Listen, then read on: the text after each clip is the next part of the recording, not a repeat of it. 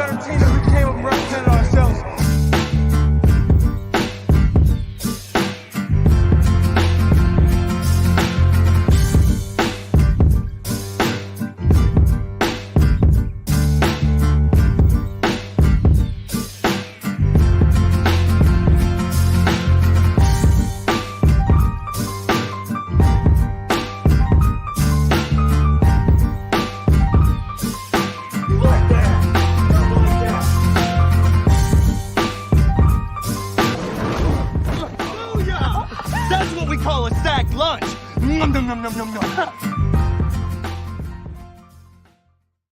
What's up, everybody? Welcome into a very impromptu Sac City podcast episode. I am your host, the one and only Vinny Milani, joined, as always, by my best friend in the whole entire world. He is Aaron, the Mukesiah Mukes. And below us, we have your boy, AJ Johnson. You already know what day it is because you've already seen us once today. Now you get to see us twice because we want to give you that extra sweet content that you deserve, that you expect to see from us because we're just that damn great. Monday Night Football is in the books. The Denver Broncos fall to the Los Angeles Chargers 16-19 in overtime in a it wasn't so thrilling. It wasn't so thrilling. Wait. First of all, if you ever in your life on this show ever again say a team lost to somebody 16-19, where you say the losing score first, you're fired. That is not a thing. I mean, you do not get to do that. I have a better accurate statement. I go from left to right sometimes, and normally I catch myself from going from left to right, but I didn't catch myself. So forgive me. Companies like that.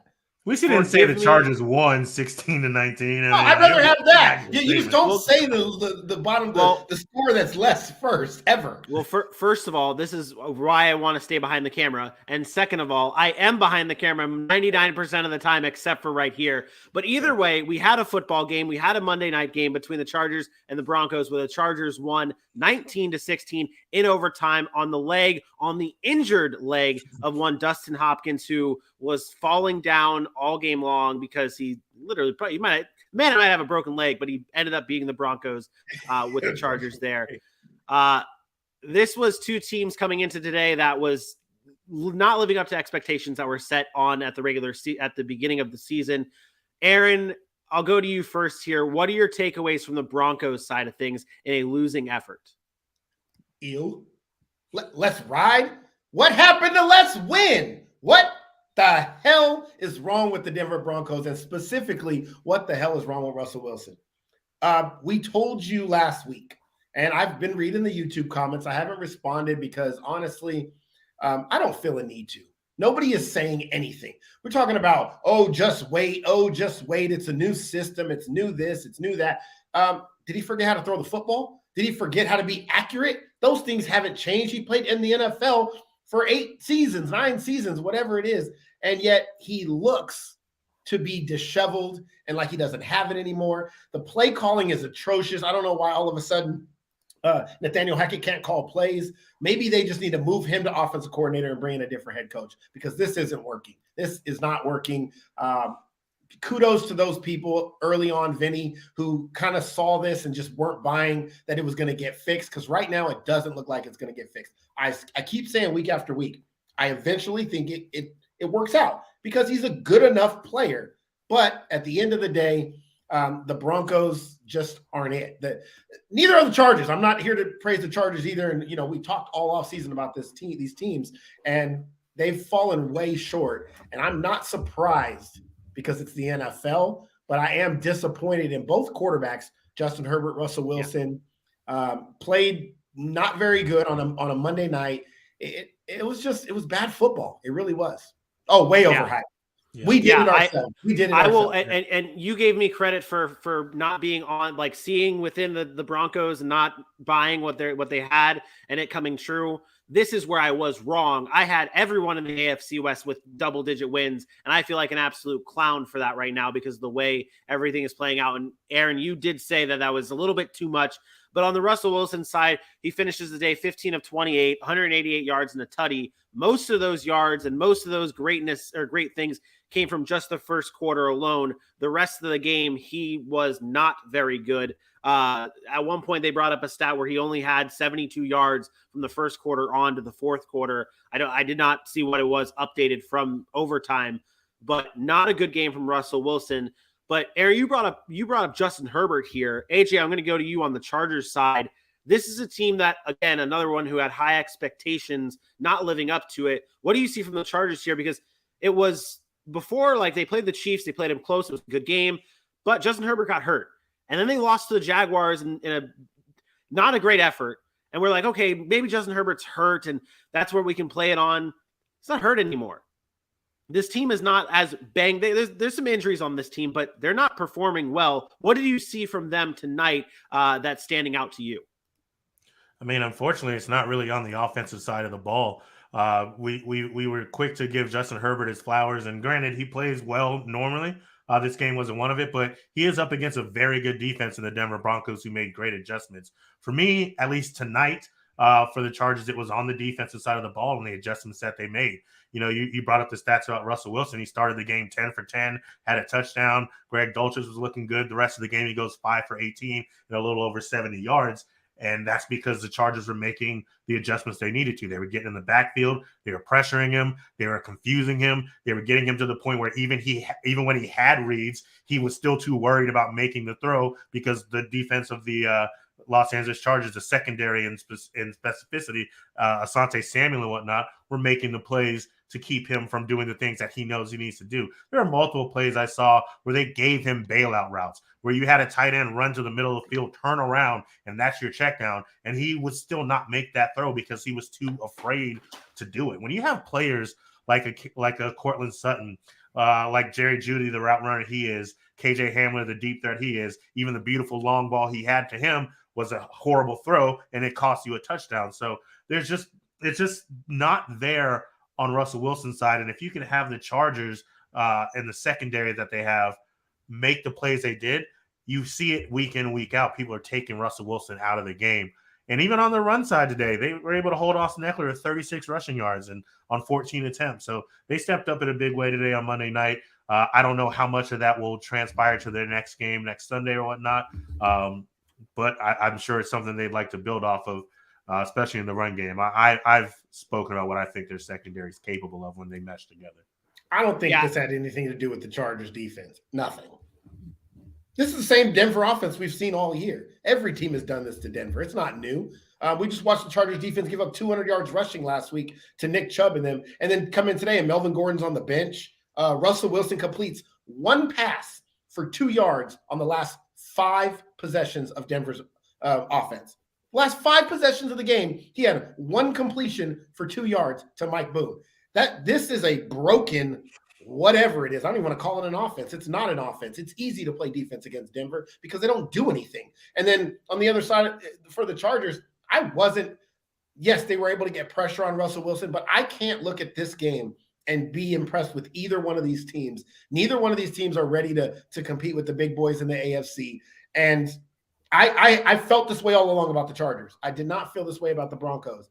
But the Chargers continue to show me that they are a talented team, but they are not ready for what we consider to be a contender at this point in time. Is this a coaching and like I think that, and this is, you can make fun of me all you want here, but I have a feeling that tomorrow when everyone's talking about this game, they're going to be talking about that at least on the Chargers side, is maybe Brandon Staley coming now into question. Is this a Brandon Staley thing? Is this a hot seat Brandon Staley, or is this just an overall team thing?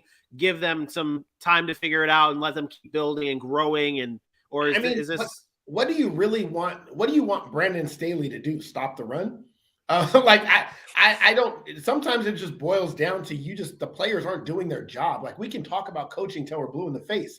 The players have a job to do. Justin Herbert was lauded for how good he is, and he throws the ball 60 times tonight for 238 yards. It was check down, check down, check down, check down, check down. Oh, I'm going to check it down again.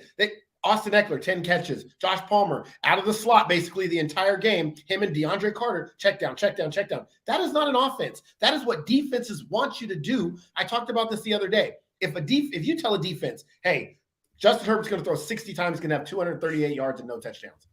Every defense in the NFL will say, we won that game. The only defense that couldn't say that was Denver's because their offense was so bad. The fact of the matter is they played into exactly what Denver's defense wanted them to do by taking those checkdowns. They did not force anything down the field. They did not scheme up anything to get the ball down the field to Mike Williams. Who cares if Patrick Surtain's on him? Give them an opportunity. Like, they have to be willing to take chances. If you're going to take chances on fourth down and go for it, then you have to be willing to take chances and push the ball down the field. And I don't want to hear Keenan Allen's not there because they have other weapons, and those guys have been playing well. But you have to be able to take more risks and do more things creatively to get other people involved. Both teams, honestly, just disappointing. I expected better after watching last week's Thursday night game. I was like, okay, cool. We get an AFC West battle. At least the Chargers will come out and their offense will perform. They didn't. And I get Denver's defense is good. Give them credit. But the Chargers offense didn't do anything. They didn't look special either. I think you got to I know you weren't taking anything away from Patrick Surtain, but it wasn't just, throw the ball to Mike Williams. He had that man on lockdown for the most part. The one pretty ball that was down the field, coverage, I'll throw the ball to Mike Williams anytime. Who cares? One-on-one coverage, throw the ball to Mike Williams. If we're going to praise a man for being the best jump ball guy in the NFL, damn near, why not give him an opportunity to catch one? Why not throw it to him more when he's covered? He's 6'4", 230 pounds. Patrick Surtain's great, but you can't tell me you're not going to give this guy, who's your number one weapon right now, an opportunity to make a catch. Like, there were 2 times they threw at Patrick Surtain, just 2. I get it, and you have Justin Herbert, the quarterback that's supposed to be so great. Brandon Staley, who's supposed to scheme up this great offense, or at least have somebody to scheme up this great offense. They have to be better. It would be like you saying, well, Patrick Surtain had Devontae Adams on lock. Don't throw him the ball. Patrick Surtain has a guy on. I don't care. If Mike Williams. I don't think that's the same thing. I get the point you're making. I'm glad you froze at that point. I don't think that's the same thing. Why? Mike Williams they just and paid Devontae Mike Adams Williams. They are not on the same. I'm not saying they're the same player. I'm saying you paid Mike Williams damn near $100 million to say, I trust you to go make plays. And yet you didn't give him any opportunities to go make plays. So how's that different? If I have a guy that I'm paying to go make plays, I'm going to find a way to get him the ball. They didn't do that. Yeah, but it's not like there haven't been cornerbacks that have just shut down a side of the field before. We've seen this for years. I'm not saying it's the right thing to do, but we've watched it happen. We've watched players decide that's not a guy I'm going to deal with, especially if your offense hasn't been clicking the way you want. You talked about Justin Herbert throwing it 57 times and only completed 37 of his passes. If your offense isn't clicking, and at that point you barely scored 16 points, all your points are coming from your kicker, yeah, I see why you don't go at the cornerback who has been shutting down your number one weapon. But he's shutting him down because he's not being targeted. You can't throw the ball 60 times and give your number one target 5 targets. Like, that doesn't add up at all. I'll give you the numbers, and sure, maybe he should have had more like 9 or 10 targets. But why can't they move him around? Anything. Was he not followed? Maybe he could have been followed, but Devontae Adams, Cooper Kupp, any of these star wide receivers, and I know you don't want to call Mike Williams a star, but he's paid like a top wide receiver. He's got the bag. Like, he's now the number one with Los Angeles. He is supposed to be the guy while Keenan Allen's out. Offensively, they have to find ways to scheme him open, whatever that means. Good corner or bad corner, I don't care who it is. That could be primetime Deion Sanders over there. You think that receivers were never thrown at because Deion was on them? No, sometimes you just got to throw over there. If you're not moving the ball, try something different. Austin Eckler catching the ball 12 times is not good. Like, it's just not. This stat might not be helpful for your argument here, or for you guys' argument here, but it might. Patrick Surtain shadowed Mike Williams on 75% of his routes in the first half. So it's just first half stats. Williams failed to catch either of his 2 targets in that first half, with that being said. So in terms of shadowing, I know it's just first half, but there's that stat. And now 25% of the time he wasn't shadowed. Where's the passes at the 25% of the time? Like, those are the things you have to take advantage of. Yeah. And then on the Broncos side, I'm happy I kind of did this way. Is I had the first half stats of Mike Williams versus Patrick Surtain. I have the second half stats for Russell Wilson. This was Russell Wilson's stats in the second half and overtime. 3 completions on 11 attempts, 15 yards, 0 touchdowns. That's not good. That I don't even know if I want to leave this graphic up this long because there's really not even that much information on there because there's nothing that he did but I just wanted to display the ridiculousness of Russell Wilson. And then this stat here that I saw, the Broncos had 10 drives within the last 2 games in the fourth quarter and overtime. So that's this week and last week when they had that game against the Colts, they lost in overtime. This week they lose in overtime. 10 drives in the fourth quarter of those 2 games. Only 1 field goal on all those 10 drives. Interception, punt, interception, turnover on downs, punt, field goal, punt. You want to know why, though? You watched the end of this game tonight? Nathaniel Hackett gets scared. He play calls scared, and I get it. Russell wasn't playing great at the beginning of the second half. But even then, you have a whole second half and overtime, and he threw the ball 11 times, which means when they did try to drop back and pass, they were coming through the line there was no line there. It was Swiss cheese. Yeah. But they got scared. They ran the ball twice with Latavius Murray, and then on 3rd and 1, after gaining 9 yards, then what do they try to do?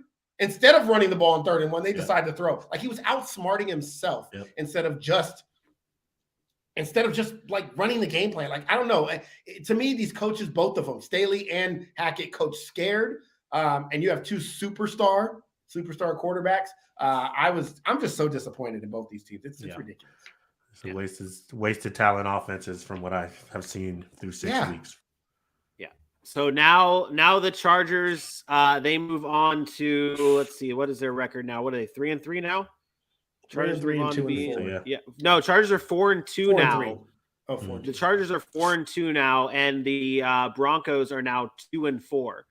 So the Broncos or the Chargers staying in the hunt for the AFC within the AFC West. They're not going to win the AFC West because the Chiefs are very good. But they're there. They're 4-2 now. The record, obviously, we talk about records all the time and saying who really is their record and who isn't their record. But they're 4-2. Broncos 2-4. Next up for the Broncos, they host the Jets on Sunday, and the Chargers will host the Seattle Seahawks on Sunday. So that's their matchups. That does it, though, for our Monday night football. We would not have said this 4 weeks ago, but they both have 2 tough matchups coming up this upcoming Sunday now. Yeah. Tough for both of them. The thing, Aaron, you kind of went like this, and it's understandable. Is it that it shouldn't be that tough? These teams these 2 teams are talented. It shouldn't be that tough. For Denver, they don't get an easy matchup. For the Chargers, I believe the Chargers should be able to handle the Seattle Seahawks. Yeah. We'll talk about the Seattle Seahawks defense is terrible. They're not good. And the Chargers offense should be right enough to put up points on them. It'll be a matter of Tariq Woolen, 5th game in a row with an interception. It's good. The Chargers defense. It's really good. Kid's really good. Sorry, Aaron, you were saying? No, I just said the Chargers will win that game pretty easily, in my opinion. But okay, yeah, we'll have that game and more previews for Week 7 coming up this coming week. Shout out to everyone in the chat staying up late with us for these this Monday Night Football recap. Shout out Joey B. He says they're on the West Coast. Some of them, fool. Right. That is true. He's selling off. He's like, yeah. The rest of his home season tickets now. It's tough. Dante's shout out Dante. Hey man, Dante's struggling. With the Commanders. Dante, ain't no shout out for no Commanders fans. Dante shouldn't give any opinions about any teams if you're watching right now. At least, yeah, AJ is right. They're starting Taylor Heineke now. I would assume this is one of you guys' people. Maybe this is a new listener. Hey, shout out new listener. Hey, shout out new viewer. Hey, shout out new viewer saying, Ashton says. Yeah, no Legion of Boom to carry him. Oh. It's a true story. I'm so confused with what's happening right now. But all right. So, and shout out Jess being in here saying we need to get some sleep. That is an accurate statement. But that's not what's happening, because we're giving you guys even more Sac City content here, because we're going to get into our week 6 recaps here tonight. We're going to go game by game by game and give you guys our week 6 reactions to all the winners and the losers, and dive deeper into the results. And let's start things off. I want to play this so bad. I don't care what happens with this. I want to play this so bad. I don't care what division it is.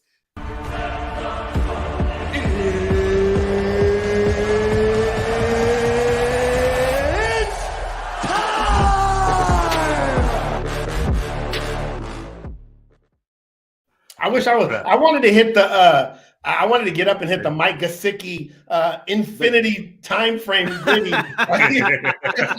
he grittied after his touchdown for like 6 minutes. Like he went through the back of the end zone, then he did grittied all the way down the sideline. It was ridiculous. I think what we're gonna do is we're gonna change up things on the show now. I think we're gonna break down matchups by conference now, just so we can have both those drops in one show. Maybe do the AFC then the NFC. I don't know. That's not how we normally do it. Yeah, I'm happy you guys like it. AFC. Let's start with the AFC games then. If that's okay. I don't care what we do. I just need to know the order so I can get my AFC games first, and then the NFC games. We're kicking things off with the New England Patriots defeating the Cleveland Browns 38-15. This game, shout out AJ and myself for picking this game, right? Because we thought the Patriots, we're going to do what Patriots do. Shout out Bailey Zappi. Bailey Zappi did his damn thing. They defeat the Browns 38-15 in all seriousness. In this game, Bailey Zappi did look good.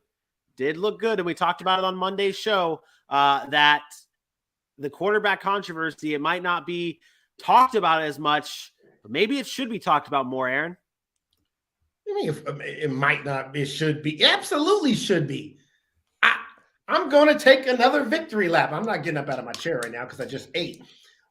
But I told people, I told you guys, I told you Bailey Zappi was a thing. I told you this year Bailey Zappi would start some games. I didn't care how. I don't care that Mac Jones' ankle's falling off the bone. It doesn't matter. The fact of the matter is Bailey Zappi's on the field, and Bailey Zappi is playing good football. This is Mac Jones, but better. I mean, 300 yards passing, 2 touchdowns. I'd like to know when was, and this is his second start.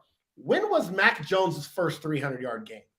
I bet you it wasn't in start number 2. Let's just say that. Did Mac Jones start out 2-0? I don't know. Maybe he did. But Bailey Zappi has continued to show that he's a young player with upside, and he continues to take chances. He's willing to risk, go down the field, stretch the field a little bit for an offense that really doesn't have the weapons, that doesn't have the outside threats that most of these teams have. They have a great running game, a solid defense, and you have to be willing to take some chances if you want to win games in this league. And Bailey Zappi is willing to do that. Did he throw a pick? Yes. Was it on a tip ball? Yeah. Who cares? It happens. Sometimes that's part of the game. The fact of the matter is, last game he didn't throw any picks. And I think that and he did fumble, but I think that Bailey Zappi's upside as an NFL quarterback, and please listen to me when I say this, NFL quarterback, not what you did at Alabama versus what you did at Western Kentucky or whatever. NFL, his development, his abilities, I think he has a higher ceiling than Mac Jones. Said it when Mac Jones came out. I didn't think he had that high of a ceiling. Think he could be a game-managing quarterback in the NFL? Cool. But that's not what I'm looking for from a franchise quarterback. So, and you paid a far less for Bailey Zappi. Why not? Give him a chance. And I want to hear it. Everybody should be talking quarterback controversy in New England. If you can do it for Dallas because of Cooper Rush, why can't we? So great. It was so great. Do it for Bailey. It was so great. Why can't we do it for Bailey Zappi? That is what you said, and that's what we heard, and that's it. Why can't we do that for Bailey Zappi, who finished this game 24 of 34, 309 yards, 2 tutties in this matchup. First rookie Patriots quarterback in franchise history to win each of their first 2 starts. Mac Jones didn't do that. He's completed over 60% of his passes in each of his first 3 appearances, and obviously his first career game with 300 passing yards, and also his first with multiple passing touchdowns. We also saw the return of Tyquan Thornton in this game. Was his second career game, I should say. Rushed for a touchdown, caught a touchdown for his first 2 career touchdowns in this one. He looked good. On the Browns side, AJ, is this same old? We can move on here from the Browns, or what did you see from the Browns that Did anything from the Browns stand out to you? I mean, Jacoby Brissett is starting to become that guy that we were really worried about. If you remember week 1, I talked about how it doesn't look like he's going to be the safe quarterback that we thought he'd be. He got us together for a little bit, and you can call it Bill Belichick's defense or whatever you want. But, I mean, it's just 2 or 3 games now where we kind of see him not being, I guess the word we like to use is special, but we never really accused him of being special. We accused him of being enough, and he's been falling short of that. You look at it the way he did with Atlanta. You look at what he did in this game, 21 for 44, I think it was, 266 yards, 2 interceptions. I mean, and the picks, they were uncharacteristic. We talk about him being a guy who doesn't make mistakes all that often, and you can't really say the same thing about him in this game that went up against Bill Belichick and his defense. And then we also talk about Belichick stopping your stars. They were able to do that with Nick Chubb, and it's not very often we talk about someone being able to stop Nick Chubb, only 28 yards on 9 carries. That's not something I think you'll see over and over again. But the Browns, it was 2 years in a row, they fall to the Patriots in quote-unquote embarrassing fashion. And this is another team that we were hoping would be a little better, and I can say they probably aren't ready. I don't know where you got your numbers from, but Chubb had 12 for 56.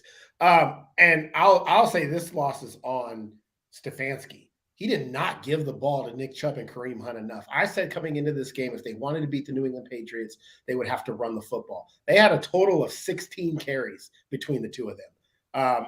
That is not going to cut it. That's just not going to cut it. You need to give the ball to Nick Chubb a lot more than that. He's a guy who averages 5 yards per carry. He's a guy that gets the ball and then late in the game starts to put games away because he's able to continue to chug out those yards. You didn't give the ball to Kareem Hunt at all. You put Jacoby and Brissett in a situation he's not used to being in that you don't want him in. I thought it was poor game plan on the Cleveland Browns' part. I thought that's why they lost the football game. This game was not a blowout for most of the game. Like they had a chance to be in this game, and they just didn't run the football enough for me. I thought this was a huge failure on Kevin Stefanski's part. What if somebody stopped writing notes on this game in the third quarter or something? I don't know. Where do you be getting your stats at, bro? You need to check your sources. Where do you get your weed? Thank you, Mr. Cheezel. I don't know where you get your stats from, bro, but I'd be like, bro, I don't know where. Everything else was right. I don't know why that's the one that wasn't. Why don't you just look up a trusted source like ESPN or something? It's a lot easier.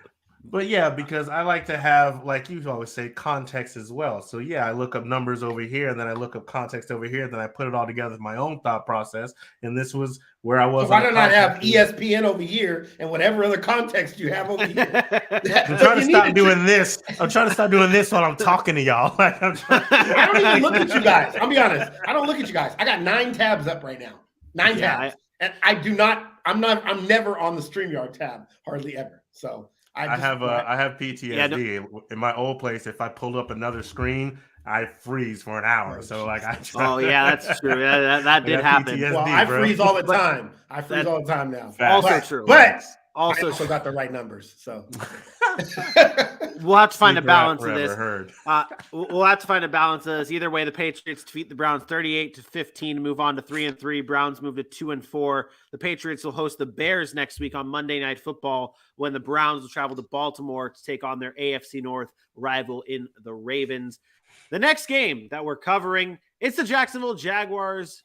Okay, I'll switch it up for you. I'm sorry, Aaron. I'm sorry. Left to right is what I normally do. I catch myself sometimes. Wrong anyways. It's the score. The score is wrong. Very wrong. The score is very wrong. Are so but it's not wrong here. It's not wrong God. here. The Jacksonville Jaguars fall to the Indianapolis Colts 34-27. The Colts take the victory here. This is. Why did I give you the time to prep for 2 hours if it wasn't going to be right? I'm a mess. I'm in shambles. All right.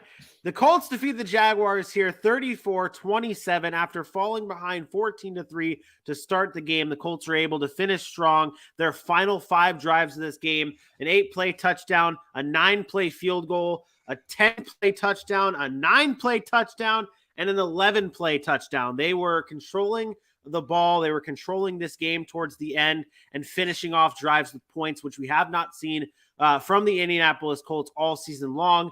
This was against the Jaguars defense that we did think was a very good defense, or a good defense. I shouldn't say very good. I don't want to put them on the top tier level, but we had higher expectations of this defense, who now allows 34 points to the Indianapolis Colts, who have been struggling. Aaron, what did you see good from the Colts in this game?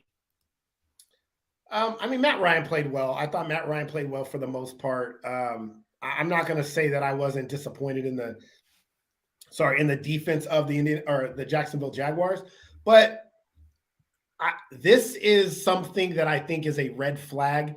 But this was a red flag when Doug Peterson was in Philly. They used to play the exact same way. So the Colts were going on these long drives. But what we're not talking about is how did they get the ball back to go on these long drives? Like when you have a 10, 12, 15 play drive, that takes time off the clock. Well, then Jacksonville's getting the ball back. What are they doing offensively? It's not like Trevor Lawrence was bad in this game. Trevor Lawrence was 20 of 22. So why weren't they able to get first downs? Why weren't they able to move the ball and score points themselves? What was the problem there? I think that's more of a red flag to me than what the Colts did offensively to this Jaguars defense. I thought the Colts played decently offensively. Matt Ryan took what they gave him. He checked down a lot to Deion Jackson. That was a lot of their offense. Michael Pittman played like a beast. We expected Michael Pittman to be that kind of player. He showed up yesterday with those 13 catches for 134. But I saw a lot more of what the Jaguars weren't doing offensively to keep that Indianapolis Colts offense from getting right back on the field, to be able to make that defense tired as they were late in the game. And you saw it. When you can't stop and off, it's usually because you're wearing down. And late in the game, when you go on 10, 12, and 15 play drives, that is a sign of being tired. That is a sign of not having enough rest on the sideline where your offense is moving down the field, or momentum, or positive plays happening offensively so that they can get the ball back, or once the defense is back on the field, they can make stops. To me, it was more about the Jaguars offense not doing what they were supposed to be doing. I'm not making excuses for the Jaguars defense. They didn't do their job because they didn't hold them. But I do think a lot of that blame has to go to what Jacksonville didn't do offensively. Yeah, and this statistically for a game for Trevor Lawrence wasn't a terrible game. It's just not enough. I feel like there was I don't want to change the narrative up, because the beginning of the season we were all very high and happy about what Christian Kirk brought to this team and what the performance was from these weapons. But it's showing the inexperience of these weapons on this team, because you'll see Trevor Lawrence scramble a little bit and then nothing. Like, you don't see a lot of receivers getting open a lot for Trevor Lawrence. And also part of that is on Trevor Lawrence for not being able to go through his progression and find these open receivers, because there were times where he would just not see the guy that was wide open. But 20 of 22, 163, a passing touchdown, 2 rushing touchdowns, not a terrible day out of Trevor Lawrence. AJ, your takeaways from this game in general, I'll say, because it really, for both sides of the ball, it almost seems very similar, but not similar, if that makes sense. Yeah, I mean, my biggest takeaway is, unfortunately, your Jacksonville Jaguars and the opportunity that they had that they basically plundered. I mean, you look at the way they started the season, 2-1, were beating teams that we had higher upper echelon of the NFL, and then they go in division play, and we're looking like these are going to be the guys who are probably going to hold down the number 1 spot in the AFC South for a little bit. And they go up against the Houston Texans and they lose for the 9th straight time. And they go up against the Indianapolis Colts, who have looked abysmal for week after week. Matt Ryan being sacked left and right, fumbling the ball left and right, and they don't even get in the backfield and put him on his back really for a sack in this game. And now they're back end of the division and looking up against the Tennessee Titans team that is the enigma to us, because we don't understand how they keep doing it. And I'd imagine that they've struggled since 2013 with the Titans. So it's going to be a tough road for the Jacksonville Jaguars. They have to find a way to get back. And as of right now, I don't know that next week is the week they do it, going up against the New York Giants team, who likes to give everybody hope and then snatch your dreams away at the very end. So they've got some work to do. While I still see improvements, especially from last year, they're definitely not there. And long season, maybe they can get something together where there's enough hope going into next year. They can do a couple things in the draft, maybe some more work in the offseason to just tweak a few things, because the improvements are there. But right now, there's a lot of questions, and I'm not seeing a lot of the answers. I think we're seeing a reset, or I guess a reset of the AFC South in general. Because at the beginning of the season, it's like, there's all these changes. And it's not to say the Colts and the Titans have been blowing teams out of the water and impressing that much. but the standings are starting to shape up back into what we expected it would be. Titans, Colts battling for that first position. Jaguars right behind them, but maybe not there yet. I don't think the Jaguars are playing that bad of football. I don't think they're playing. I think that would be an overreaction. They lost to the Colts at home. It's a division game. You expect them to split with their division. They just blew out the Colts 2 weeks ago, and we were talking about how great they look. Like, I think it's just an overreaction. They've played 3 of their last 4. They lost 3 of their last 4. They've also been on the road for 3 of their last 4 games. Like, the only game they lost at home, the Houston loss, I will grant it, that was a bad loss, and it was a division game, but it was a bad loss. Outside of that, like, it's no different than when Tennessee started the year bad or when the Colts started the year bad. There's going to be ups and downs for these teams because they're not that great. These are just teams that are going to be like this all year long. So I'm not too alarmed by them losing 3 in a row. No, yeah, I'm not saying be alarmed at them and or anything along those lines. And I do think that one of the things that should give Jaguars fans hope and gives me hope as a Jaguar fan is that the coaching is there. I like Doug Peterson. I think he's a good enough coach to be able to keep us doing what you just said, going up and down instead of us going up a little bit and then down and just continue going down. I think brighter days are ahead of for the Jags. AJ, like you pointed out, they do host the New York Giants on next week, and the Colts head to Tennessee for a battle top of the AFC South as they take on the Tennessee Titans. The next game on our list, it's the Miami Dolphins. Oh, Jesus, I went right to left. Oh no.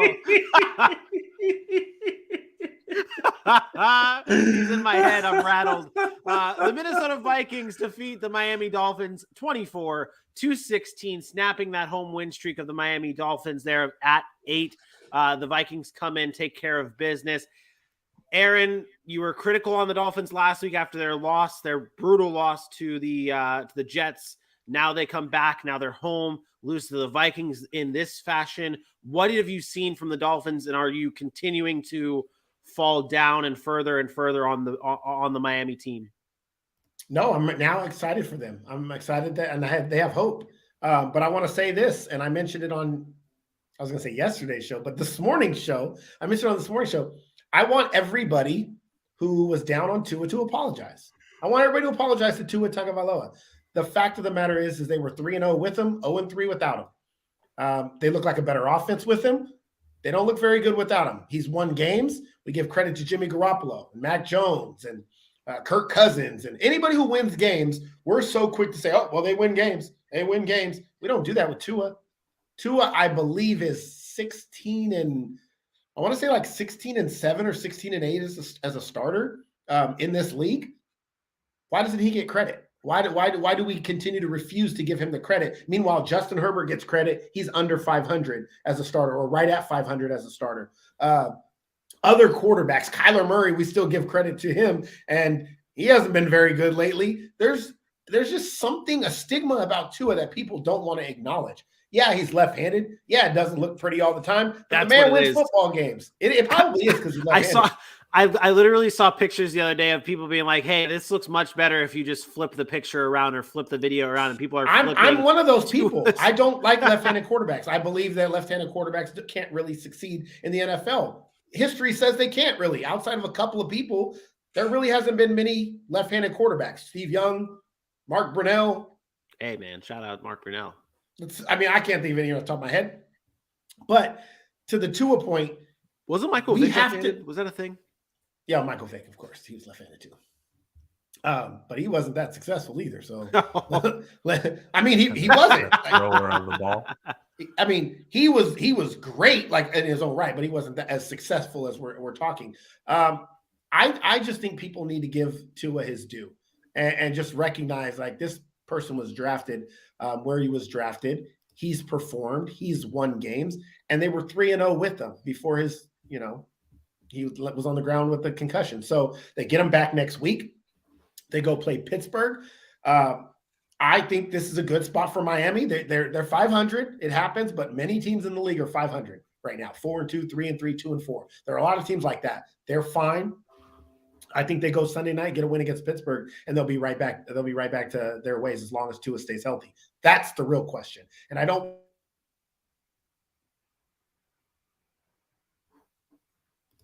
want to hear people say Alabama anymore. Nobody cares he's from Alabama anymore. Nobody cares. Everybody's giving Jalen Hurts love. He played at Alabama. Nobody cares about them playing at Alabama anymore. It's over with. He's been in the league 3 years. I just think you need to give him his credit for being a winner in this league. AJ, the Vikings, on the other hand, they do get the win in this game. They were not down entering the fourth quarter. They were up 10-3 entering the fourth quarter of this game, and then proceeded to score 14 more points in that fourth quarter to get their fourth straight win.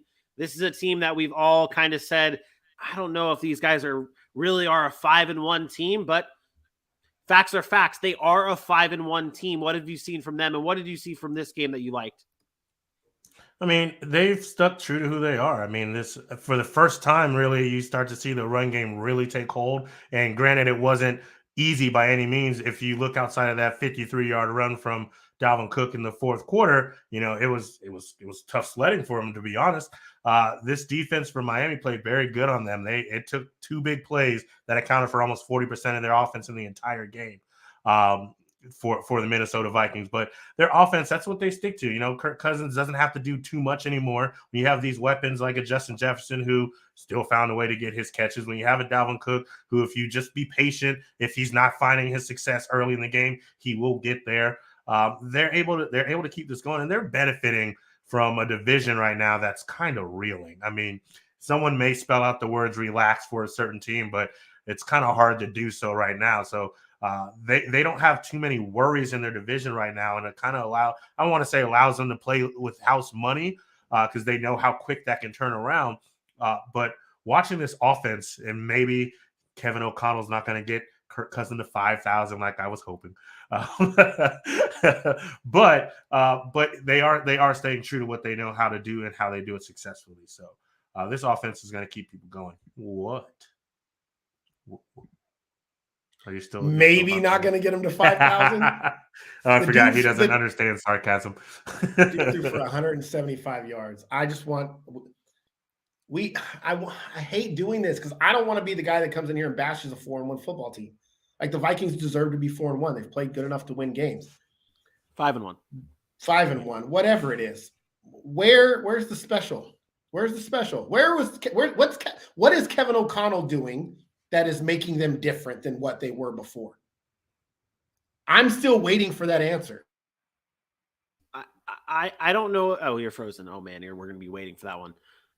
That's freezing. I hate my damn internet. Pissed me off. Because the offense was supposed to be special. That offense wasn't special. And then the defense was supposed to be improved. I'm sorry, but I don't not get excited when you really had a chance to lose this game, the last drive of the game, because it was 16-10 going into the last drive. Jalen Waddle fumbles, but you let Teddy Bridgewater come in for half a game and throw for 300+ yards. That's Teddy Bridgewater. That defense didn't show me that they were special. They got fortunate because Waddle's running and the ball slips out of his hands. Otherwise, Miami goes down, wins that game 17-16, and the conversation's entirely different today. We're wondering about Kevin O'Connell. We're still wondering about the defense, how they gave up blew the lead to backup quarterbacks. There is something that's happening with Minnesota, that they're winning these close games, that I'm happy to say, congratulations, you needed that. But I'm sorry, you can't look at this team and tell me they're a contender. And that's all I've ever said. That's all that the doubt has really been, is can this team contend? And with Kevin O'Connell, it was supposed to look special. The offense was supposed to look like the Rams. And I don't see that. I see Justin Jefferson, who's great. I see Dalvin Cook, who's great. But those guys have always been great. They're doing the exact same thing they were doing before. And Kirk Cousins I don't.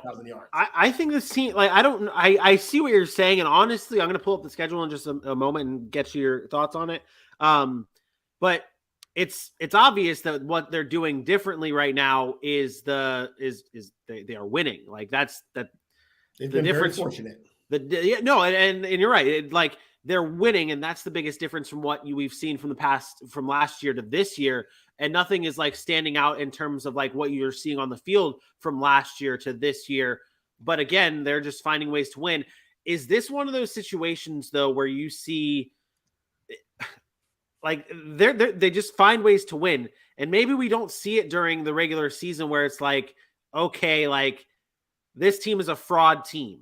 And it's not a knock on them. They might just not be there yet, but they're a good regular season team.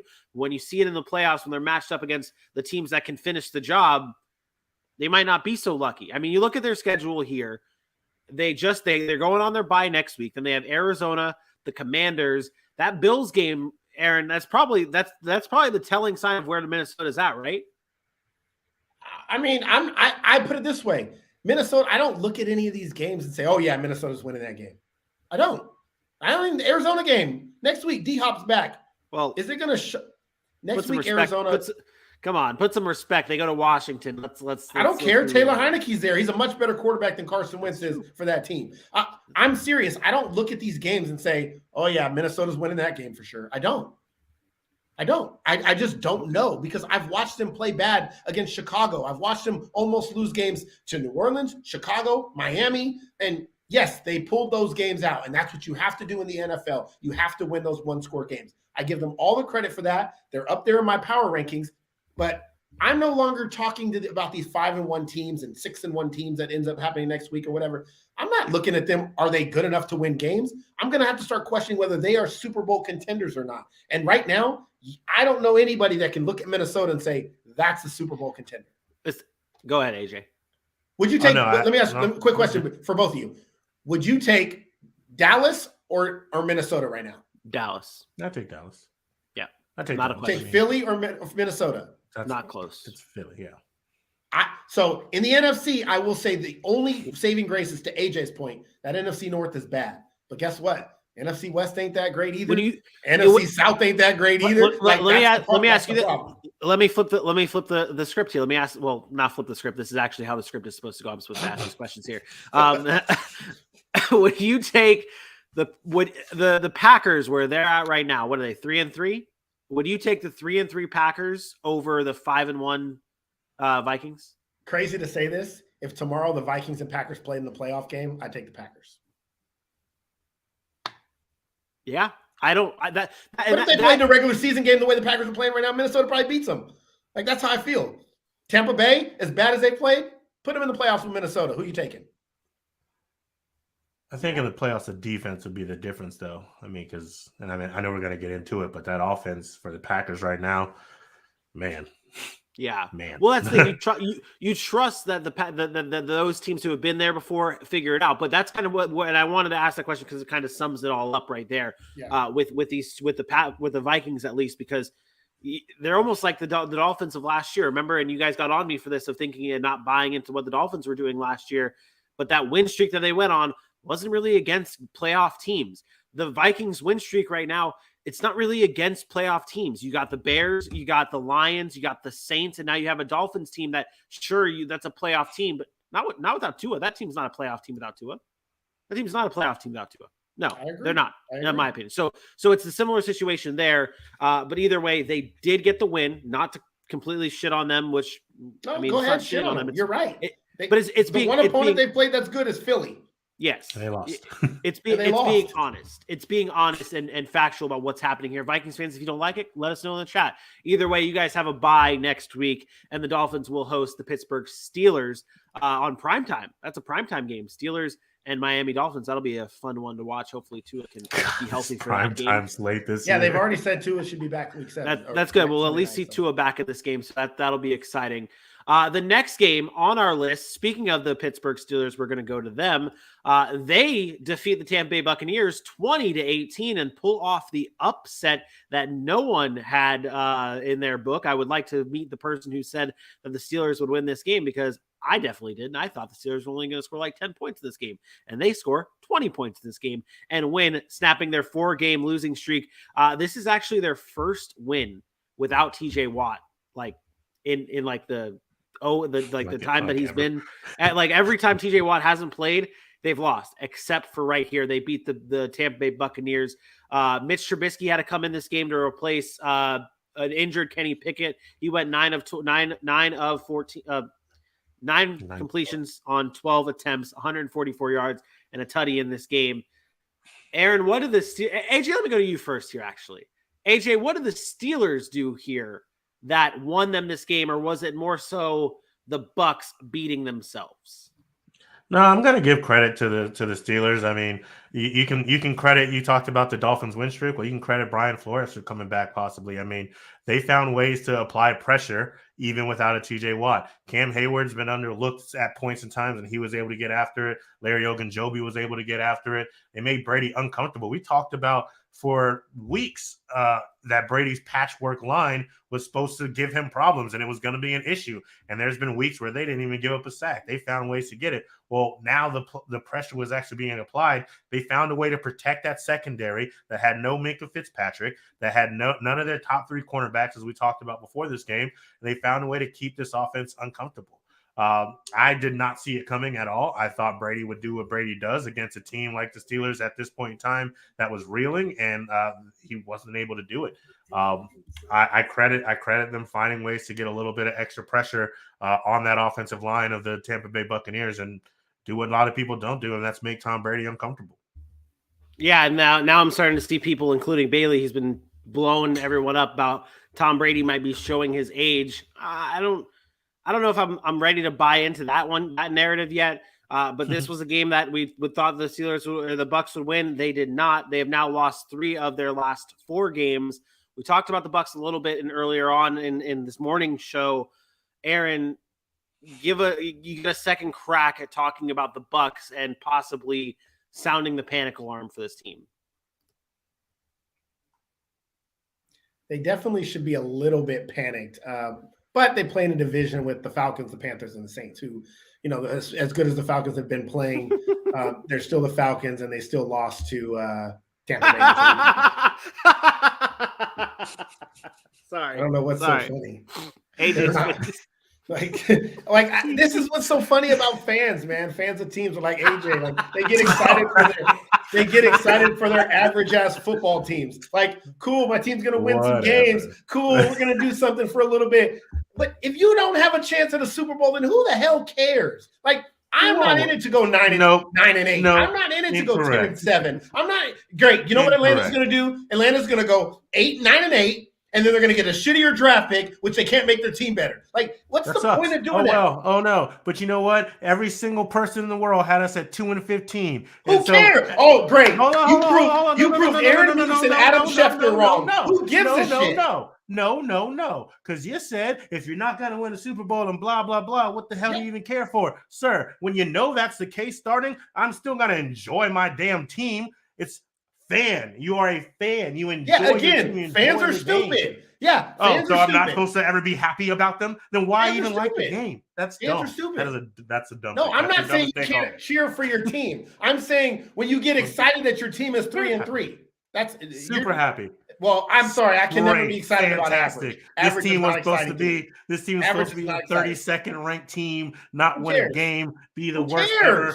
3-3. We're 500 right now. But next week you might take over first place in the division. This is not a Falcons recap. Let's nip this in the butt here. Congratulations, you're average. The Buccaneers. Okay, being average. The Buccaneers in this game. I hope we can be Super Bowl champions next week. That's what we're gonna do. Nobody cares about being average. Anyways, the fact of the matter is you have to have some concerns about the Buccaneers because of the offensive line play. It's the same concerns you have regarding the Los Angeles Rams or some of those other teams that aren't good in the trenches. What is that? Static. Can you hear static? I don't hear static. It must be me. Jesus Christ. I think it was you. Just ruined my whole soliloquy. It doesn't matter anymore. The Bucs are in trouble. They have no offensive line. That's the problem. When you can't run the football, when playoff Lenny, quote, playoff Lenny gets 21 carries for 60 yards, it's not going to cut it. He's not going to last that way. Their offensive line plays poor. They're soft up the middle, and that's really why they're not winning football games. It's not Brady. Brady's fine. Brady just doesn't have as much time as he used to have because he has no O-line. And just like every quarterback in the NFL, Josh Allen, Patrick Mahomes, Aaron Rodgers, Tom Brady included, if you can pressure the quarterback, that quarterback's not going to be as good. Simple as that. Plain and simple, cut and dry. Do you think any of this? You said offensive line. That's where it is. That makes sense. That really does make sense. Shout out Chase Claypool in this game. He had a season high 7 receptions, 96 yards, and a receiving touchdown. Canadian boy right there. he had four or five of those catches on the last 6 minutes of the game. Had them nonetheless. Crazy. Had them nonetheless. Chase Claypool, the star of this game. The Bucks will travel to take on. Words are so hard late at night. Words are really hard normally for me, anyways. The Bucks next up will take on the Panthers in Carolina, while the Steelers we just talked about before will take on the Dolphins on prime time Sunday night football. Next game on our list is really the game that everyone wants to talk about, that we're glad to talk about finally. It is the Buffalo Bills defeating the Kansas City Chiefs 24-20. This was the game of the week. I know the primetime game was supposed to be good with the Eagles and Cowboys. There were other big games going on this week. This was the biggest. This is the one all eyes were on, and they didn't disappoint. Although it was a low-scoring game of 24-20, it was fun throughout. The Bills do get the victory here. Aaron, you are still proud to rock that Patrick Mahomes wallpaper you got back there. You have a Josh Allen one. They were the winners here. That's but great. You're staying true on your Patrick Mahomes love. What did you see from this? What are your takeaways from this game? Well, I don't waver. I'm a winner. I don't do average. I don't take moral victories. That's cool. That's a loser. That's a loser behind you. You lost. Really? It's a loser? Last time I checked, Buffalo beat them last year in the regular season too. What happened when it mattered? What happened when it mattered? How many Super Bowls does Josh Allen have? How many AFC titles does Josh Allen have? How many MVPs does Josh Allen have? How many Super Bowl MVPs does Josh Allen have? How many times has Josh Allen thrown 50 touchdowns? How many times? Hold on, time out. I got to do something. Time out. I got to do something. No. Time out. I got to do something. He's very emotional about Patrick Mahomes. You don't have to whisper. Wait, I own it. I own it. You don't have to. Hey, you don't have to whisper. I'm emotional about Patrick Mahomes. I own that shit. But you know what? I'm emotional about a winner. I'm emotional about a guy who's actually done it. A guy who's proven he's the best. A guy who's done it over and over and over and over again. So yes, did they lose last night? Yes. Did he throw the game losing interception? Absolutely he did. And guess what? It's happened before. He did it last year in Washington. It doesn't matter. It's okay, because we all know, we all sit here today and we all know that no matter what I say, no matter what is done, neither one of you are going to come on here and be like, oh, the Chiefs are in trouble. Oh, the Chiefs can't do it. Because we know it's not true. So it's pointless. It's pointless to try to denigrate the Kansas City Chiefs or Patrick Mahomes. Yes, he's my man crush. Yes, he's my favorite player in the NFL. Yes, he's basically a god that walks on water and can float when he throws passes. We even got video of that shit. But at the end of the day, Josh Allen and the Bills got the win. Congratulations to him. And I've been saying it all year that Josh Allen is on a different type of mission. Josh Allen's mission right now it's here. Like, it's Mahomes. It's Josh Allen. The only thing that separates the two is the success that Mahomes has had in the postseason. When Josh Allen can capture that and overcome that, then I'm right there with everybody else. Josh Allen is great. I'm not denying that. He's damn near floating on water himself. He just hasn't had to float in a large enough body of water yet. Once he gets he's like in the swimming pool. He's like in the baby pool. When he gets to the big pool or the ocean, then we can talk. Man. I smiled for 2 seconds about a Falcons win, and I was berated. This man went 2.5 minutes on a Patrick Mahomes loss, and we're just supposed to be okay. The Falcons suck, AJ. They aren't Patrick Mahomes. They haven't won a Super Bowl. Hold on. We're not doing this. Last time I checked it. Nope, I'm not doing this. We're not doing this. I'm nipping this in the bud. I could have just soloed myself. I don't like doing this. I'm not the talent here. I'm not the talent. Then shut the hell up and let the talent talk. But we're not doing this. But we're not doing this, okay? I'm going to bring you both back on at the same time. Let's just stop this, and then we're going to... Okay, tell me to shut up, motherfucker. I don't know who the fuck you think. Aaron is literally just running his mouth like Stone Cold Steve Austin in the green room over here. Just like D'Lo Brown, just fucking just going nuts. I'm like Stephen A. Smith on this bitch. It's hard to get me to shut up. Even off the screen, this man is just talking to himself in his empty-ass apartment, just going on. We just got compared. The Falcons and the Chiefs just got compared. Not the point. The Falcons got compared to Patrick Mahomes. You missed the point. No, the point is stupid. Nope, we weren't talking about teams. We were talking about the fandom. That's all we were talking about. It's not my fandom. I'm not a fan of the Chiefs. Nope, okay. You're a Patrick Mahomes fan. I'm not talking about that. I'm talking from a football standpoint. Patrick Mahomes From a is great. football standpoint, I was very happy that my Atlanta Falcons are 1-5. All right, That's a fan. Let's move on here. Let's talk about this game. Why? It's the most irrelevant game there was in the NFL this year. It was just great to watch. Nothing out of this game matters, Vinny. I told you this before the game. I'm going to tell you this after the fact. None of this game mattered. None of it. Because guess what? The Bills and the Chiefs are still the two best teams in football. Nobody's debating that. Except for maybe Eagles fans who want to debate that. I think we talked about Patrick Mahomes the wrong way. He's so not happy. Don't ever. No, I don't care about Patrick Mahomes like that. The Bills are the same way. Von Miller's great. Josh Allen's great. Stephon Diggs is great. They won. Yay. What is there really to dissect? These are the two best teams in the NFL. What do you want to know? How does it translate to the playoffs? It doesn't. When the playoffs come around, they're going to have to play each other. Are they? It's incredible. It's incredible. That might be okay. You know what? Go ahead. Break it down. Tell me what we learned from this game. Go ahead. I'm waiting. Somebody. That the Bills are better on Sunday than the Chiefs. Great analysis. They were better than the Bills. The Bills were. Great analysis. Yeah. Now I know why they put you behind the camera. No, I put myself behind the camera because I know how shitty I am.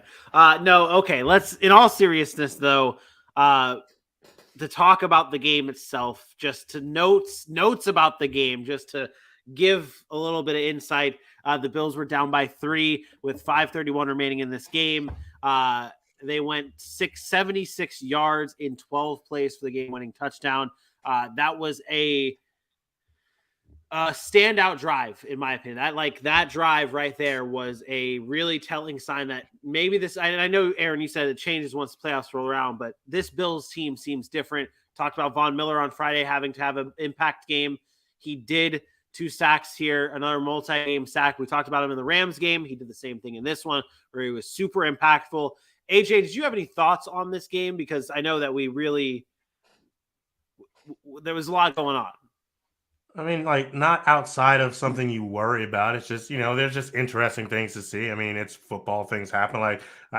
You get Patrick Mahomes. You look at a lot of the other teams in that situation, they might have gone down and waited till there was no time left on the clock before they try to score a touchdown. In this case, Patrick Mahomes has over a minute. And at that point in time, you're like, all right, well, we've seen this before. If he can do it in 13 seconds, I wonder what he can do in 62 seconds. And, he throws a ball that probably could be caught, but the defense of the Bills made a great play, and it's an interception, and probably didn't see that coming. And you go, that doesn't happen much. But then you move on because, two great teams playing great football. And maybe this was more of a statement game for the Bills than it was the Chiefs. But again, until January, this, nothing is written in stone yet. Yeah. Yeah. Aaron, you're done, right? So eloquently put, AJ. You said exactly what I said, just with less energy. A professional. Right different there. Words, sir. A professional. All right. I wanted to actually tell you the biggest difference in the game, and I'm being serious here. AJ alluded to it, but it had nothing like Von Miller, Gray. You said you think this is a different Buffalo team. I don't know how they drove down the field last year on the Chiefs in the playoffs to take the lead. The difference was they didn't give it up this time. The difference was the defense made the play at the end of the game that they didn't make even in the first half. If you remember the first half, they had, 12 seconds again. Mahomes goes, catch. They get the field goal. And this time when Mahomes got it back with a minute, the defense made the play. And I think that's the biggest difference out of anything over the past 2 seasons is they did what they did, which is scored like they are always going to do because they're the Bills. But this time they got the stop. Next up for the Bills is a bye week, and then they take on the Packers in Buffalo. And then for the Chiefs, they will play the 49ers on Sunday before their bye week in the following week. So Chiefs-Niners, a good defense against a good offense on Sunday, and the Bills will be off. That does it for our AFC our AFC games. Let's get into our NFC matchups.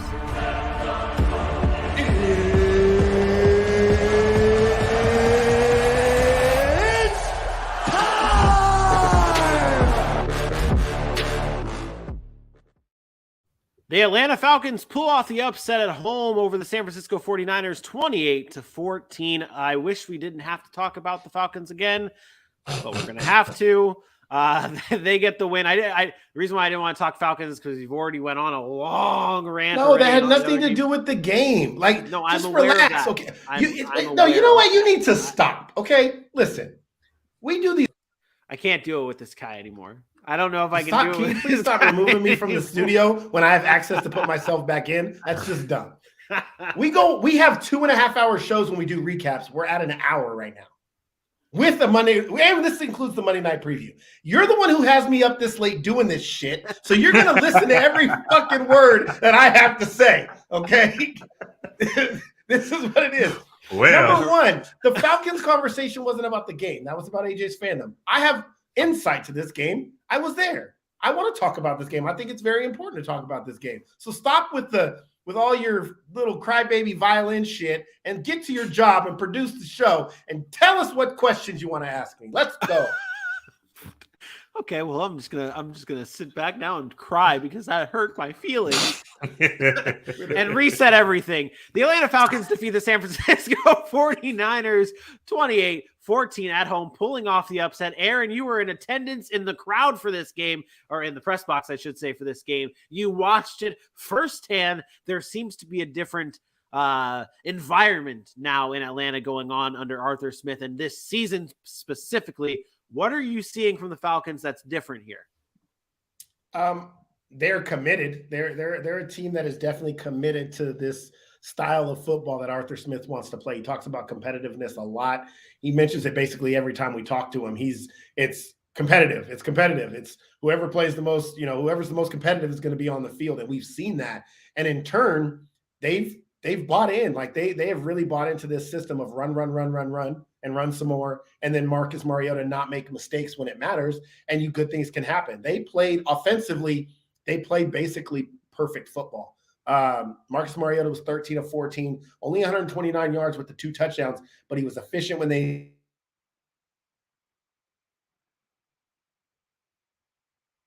needed to. And then Marcus Mariota on key third downs was pulling the ball out of that read option and keeping it and scrambling for first downs. They just did everything right. Third down, the 49ers could not get off the field. Every third down was third and short. Every time they kept moving the ball because Marcus Mariota would pull it out. You go 9 for 14 against a defense like that, you're going to have some success. And for the first time, whatever you're doing, Vinny, stop with the static. Oh, Jesus Christ. For the first time in a long time, I can honestly say the 49ers got bullied. Like, they are usually the ones doing the bullying, the physical on both lines of scrimmage.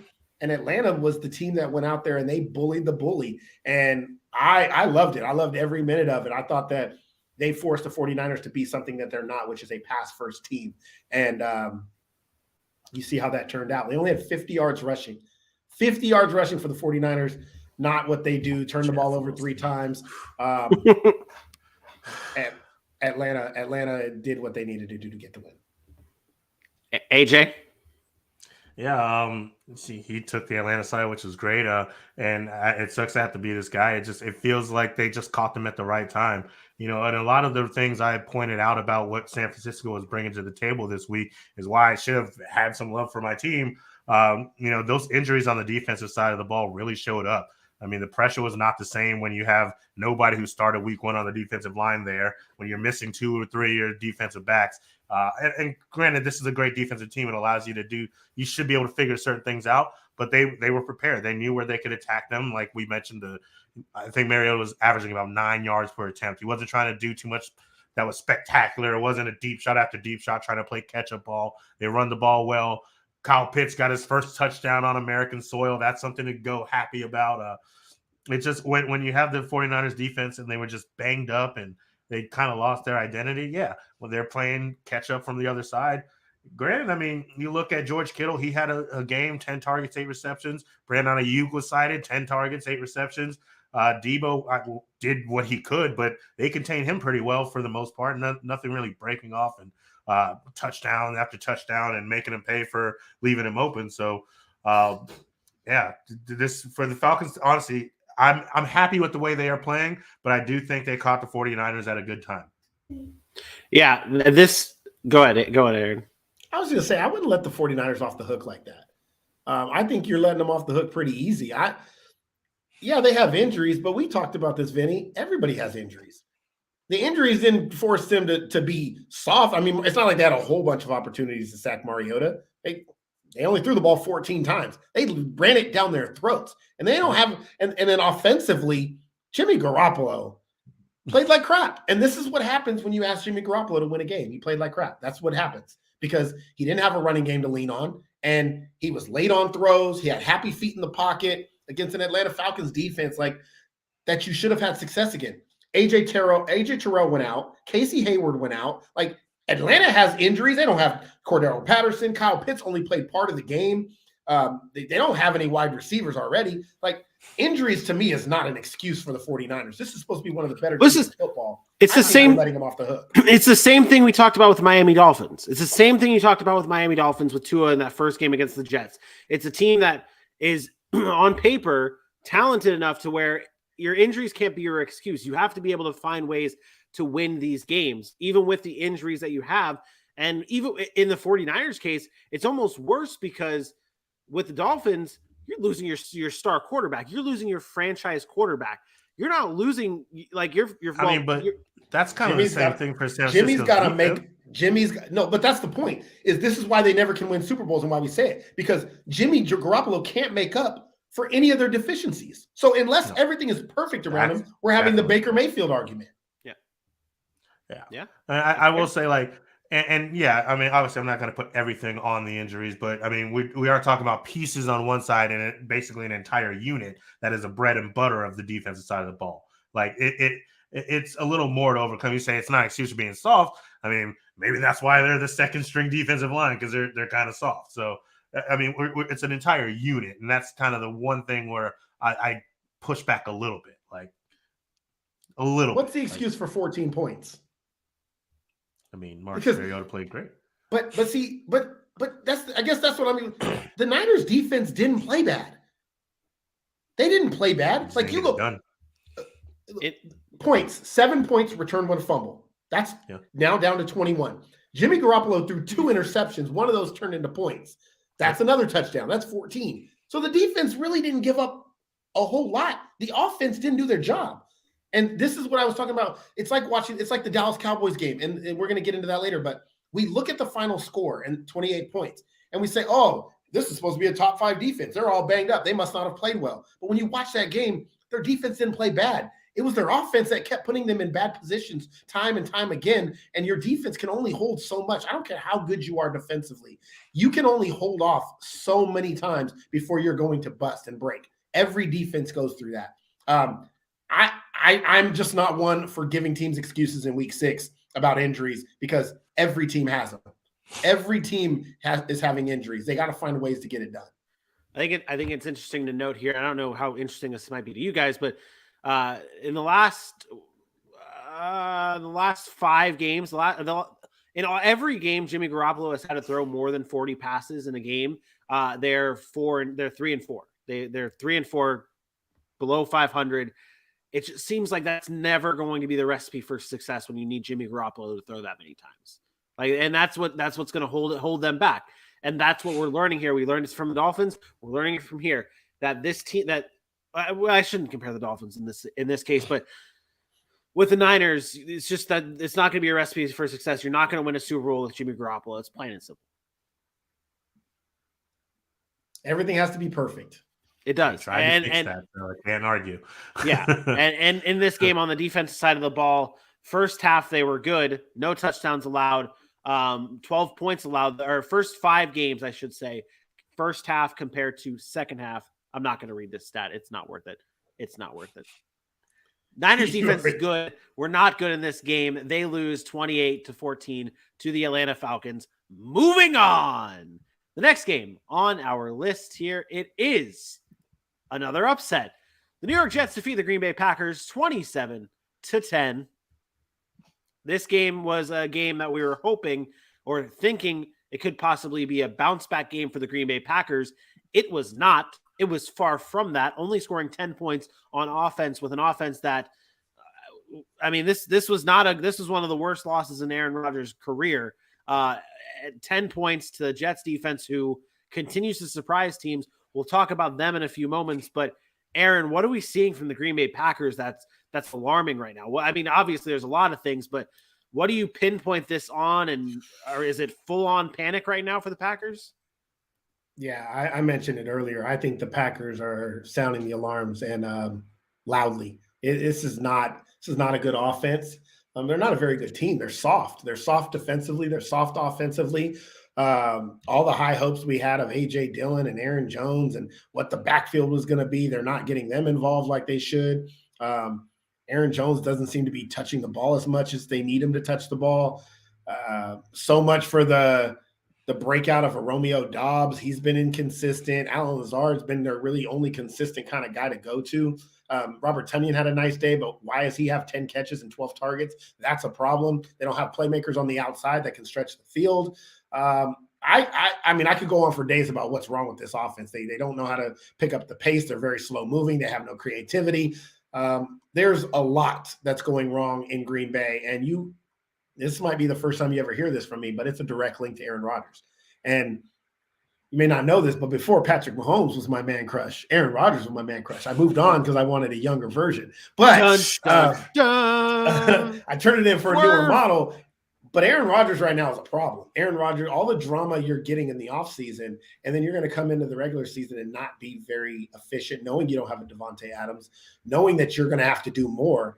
I expect you to do more. You're going to have to carry the team. That's your job. You're the one who wanted more money. You're the one that didn't want to allow them to take some sort of pay cut so they can give Devontae Adams the money that he originally wanted.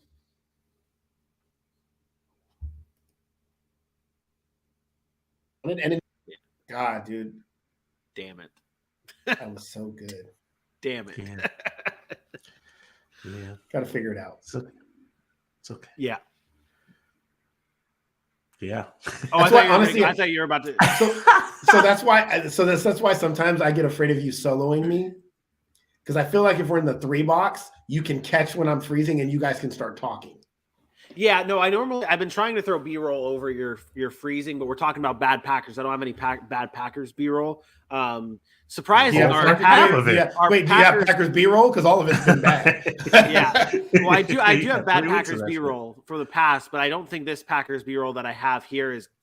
I think this is good Packers B-roll. We're gonna find out. We're gonna find out together. Yeah, this is good. This is good Packers B-roll. Yep, good Packers B-roll. Don't need to further it because they didn't play good at all. They only scored 10 points in this game. First 11 drives for the Packers in this game. Punt, punt, punt, punt, punt, punt, blocked field goal, blocked punt, punt, punt, fumble. First 11 drives for the Packers in this game. It's not good, Bob. It's impressive that they got more than that. Yeah, it's not good. On the Jets side of things, AJ, what are the Jets doing right here? What's their recipe for success? And they're obviously winning games. This is their another win. They're 4-2. They're shocking the world. I mean, we had higher hopes for the Jets than some. We didn't think it'd be so quick. We just thought they'd get better, and they have an identity. They're a team that knows what they need to do.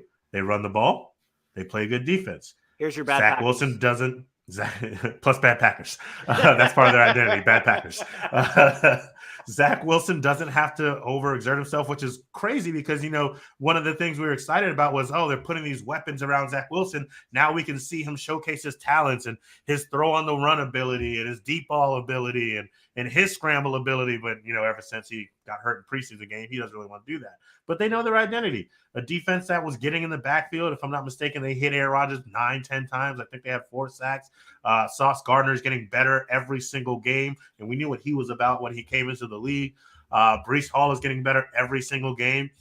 You could say this is what Salah brought over from the San Francisco 49ers, a team that likes to play really good defense and run the ball to a win. And that's what they've been doing. And hopefully, I imagine at some point in time, Zach Wilson's going to have to do a little more. He's not going to – I don't know if they're going to be able to get through with this game style with every single team they play, of course. There's different teams and different calibers in the NFL. But for now, if you can build your identity and know that's what you need to get to, you can find ways to win or find ways to slow other offenses down. And so far, they've been able to do that. Yeah, I've really liked what I've seen from the Jets this season. They've been looking good. All their pieces are coming together. You talk about Breece Hall, Sauce Gardner, obviously, and the Cheesehead. I didn't grab that damn video. Son of a bitch. Cheesehead. Yeah, I wanted to grab it. I said it on this morning show that I was going to grab it for this moment, and I didn't. Gave you an extra hour too. Jesus Christ. Yeah. Can't take me anywhere. Aaron, do you have any comments on the Jets? Seems like you're wanting to chat about the Jets. The Zach Wilson thing AJ talked about. Yeah, the formula hasn't been like, hey, let's let our rookie throw it around the yard. But I think he's done it differently. I think it's important when he throws the football. If you looked at game 1 against Pittsburgh, he struggled. I think it was Pittsburgh.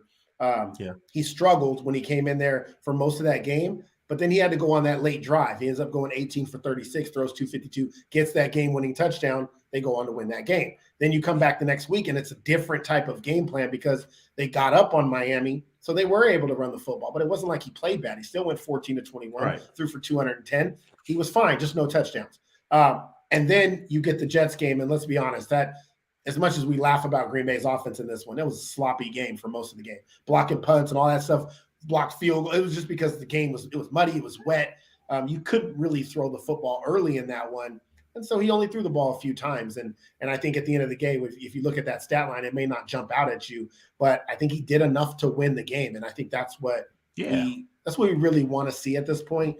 The passing and developing as a thrower, that comes with experience. I'll expect more of that as the season continues and then on to next year. But it's important for these young guys to get confidence. And I think that's really what they're getting right now with Robert Saleh, the confidence to know that the culture in New York has changed and that they have a leader and a quarterback that's saying, hey, you know what? I don't care if I have to run it 30 times. I'll run it 30 times and we'll win. And I think that's important. So the Jets are definitely on their way. I think you're looking at a new New York over there, both the Jets and the Giants. But happy times. And Buffalo. All the New York teams right now rolling in football. Jets, Giants, and you want to throw in the Bills. I did it.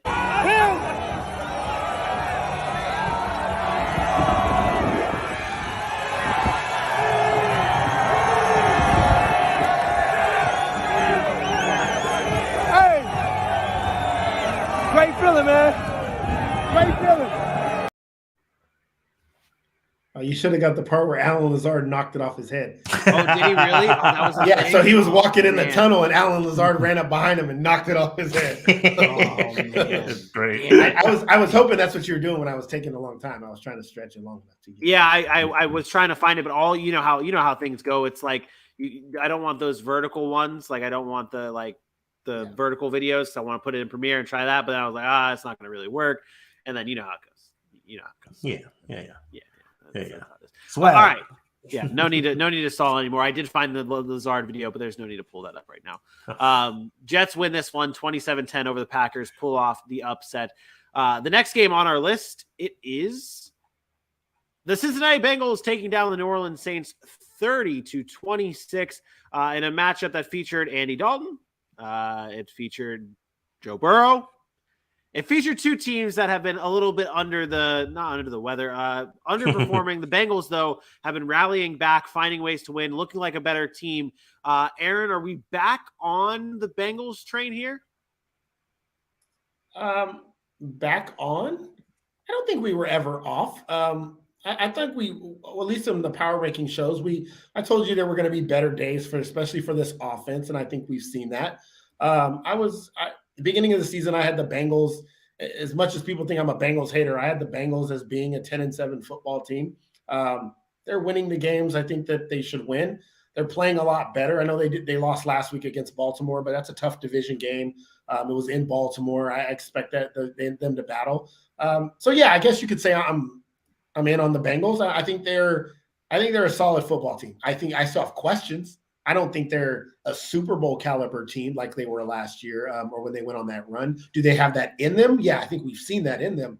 I think the interesting thing about the Bengals this year is I think they're more relying on their defense than they are their offense. And I guess you could say that's a good thing because their offense could explode at any point in time if you're that kind of person that believes in Joe Burrow and what Joe Burrow is capable of. Obviously has the requisite weapons there in Mixon and the wide receivers. The offensive line play has been suspect at times this year. I think it has gotten a little bit better over the past couple of weeks. That's improving. So that's really what we needed to see, right? So it's really about the offensive line play.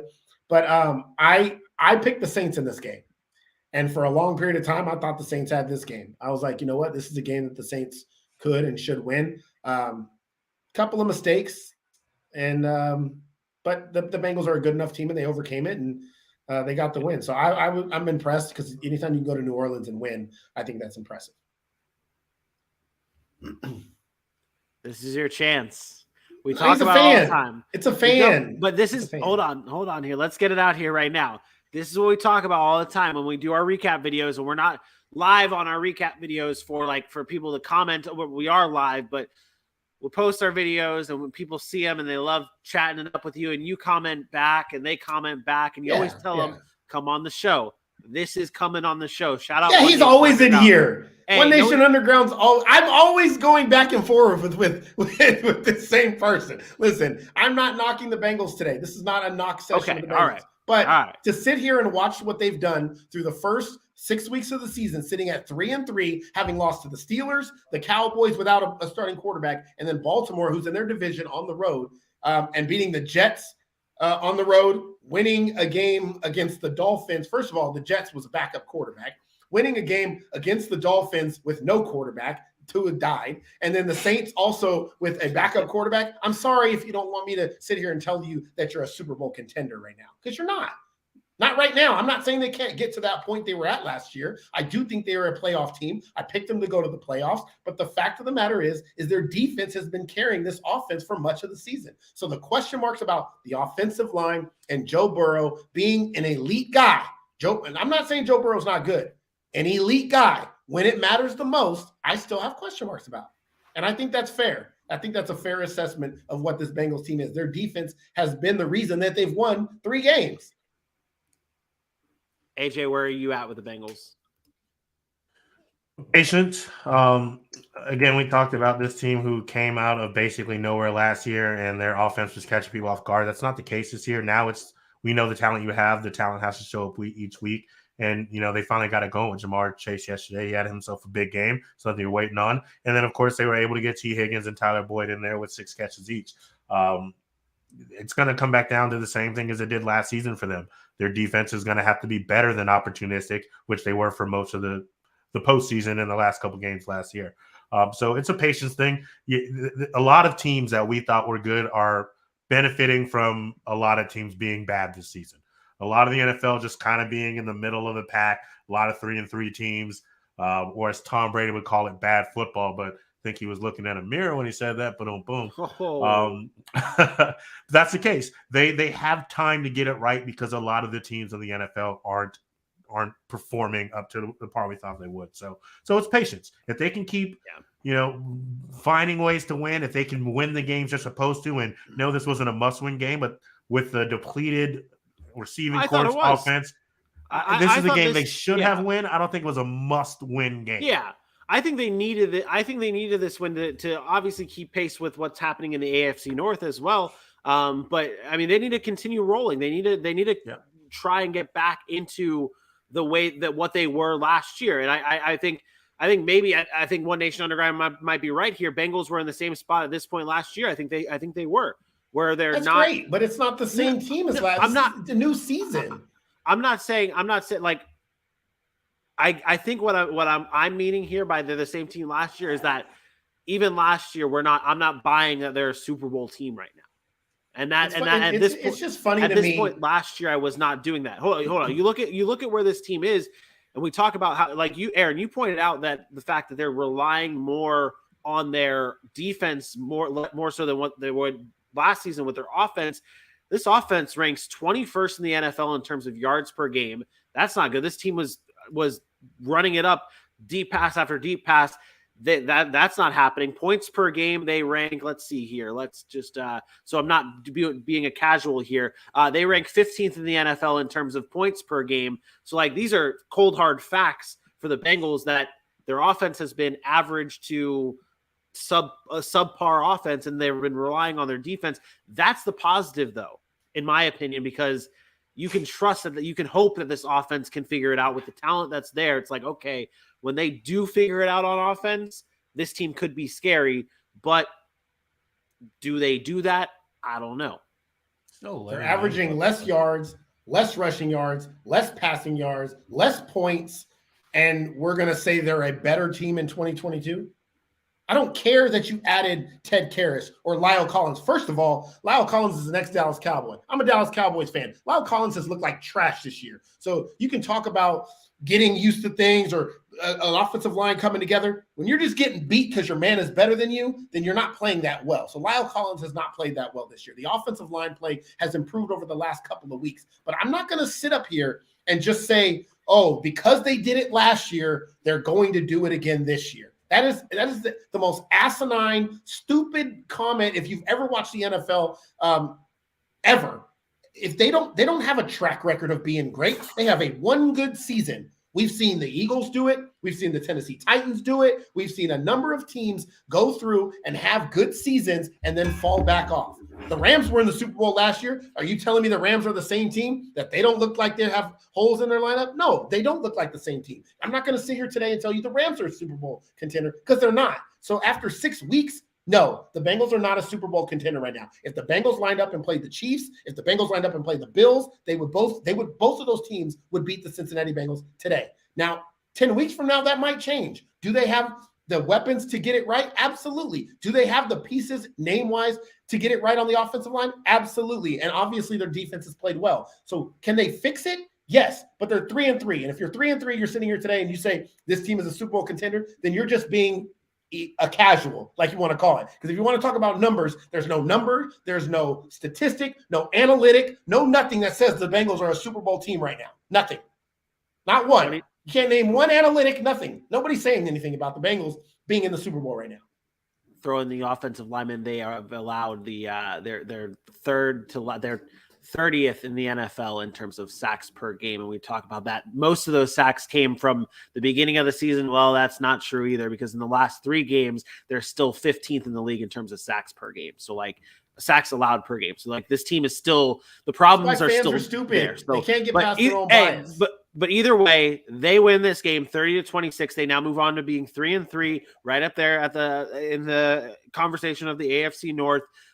This Bengals team will continue talking about them and diving into their games as the season progresses. They lose the Saints though lose and now go to 2-4. Very disappointing start to their season. We'll talk about them in our previews for the following week. Let's move on to our next game. It's the New York Giants pulling off the upset. Another upset. One of these days we'll believe in the Giants, but they beat the Ravens 24-20 at home, taking care of business in a game where I don't think any of us picked the Giants in this game. Am I correct? I didn't pick them. AJ, did you? I did not. Aaron? Was waiting on the shoe to drop. Aaron? Waiting on the shoe to drop.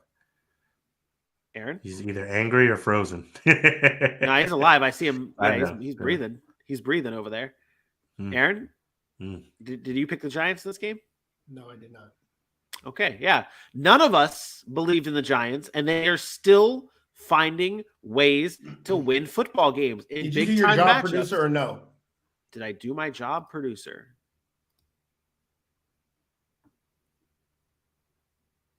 Oh. I guess.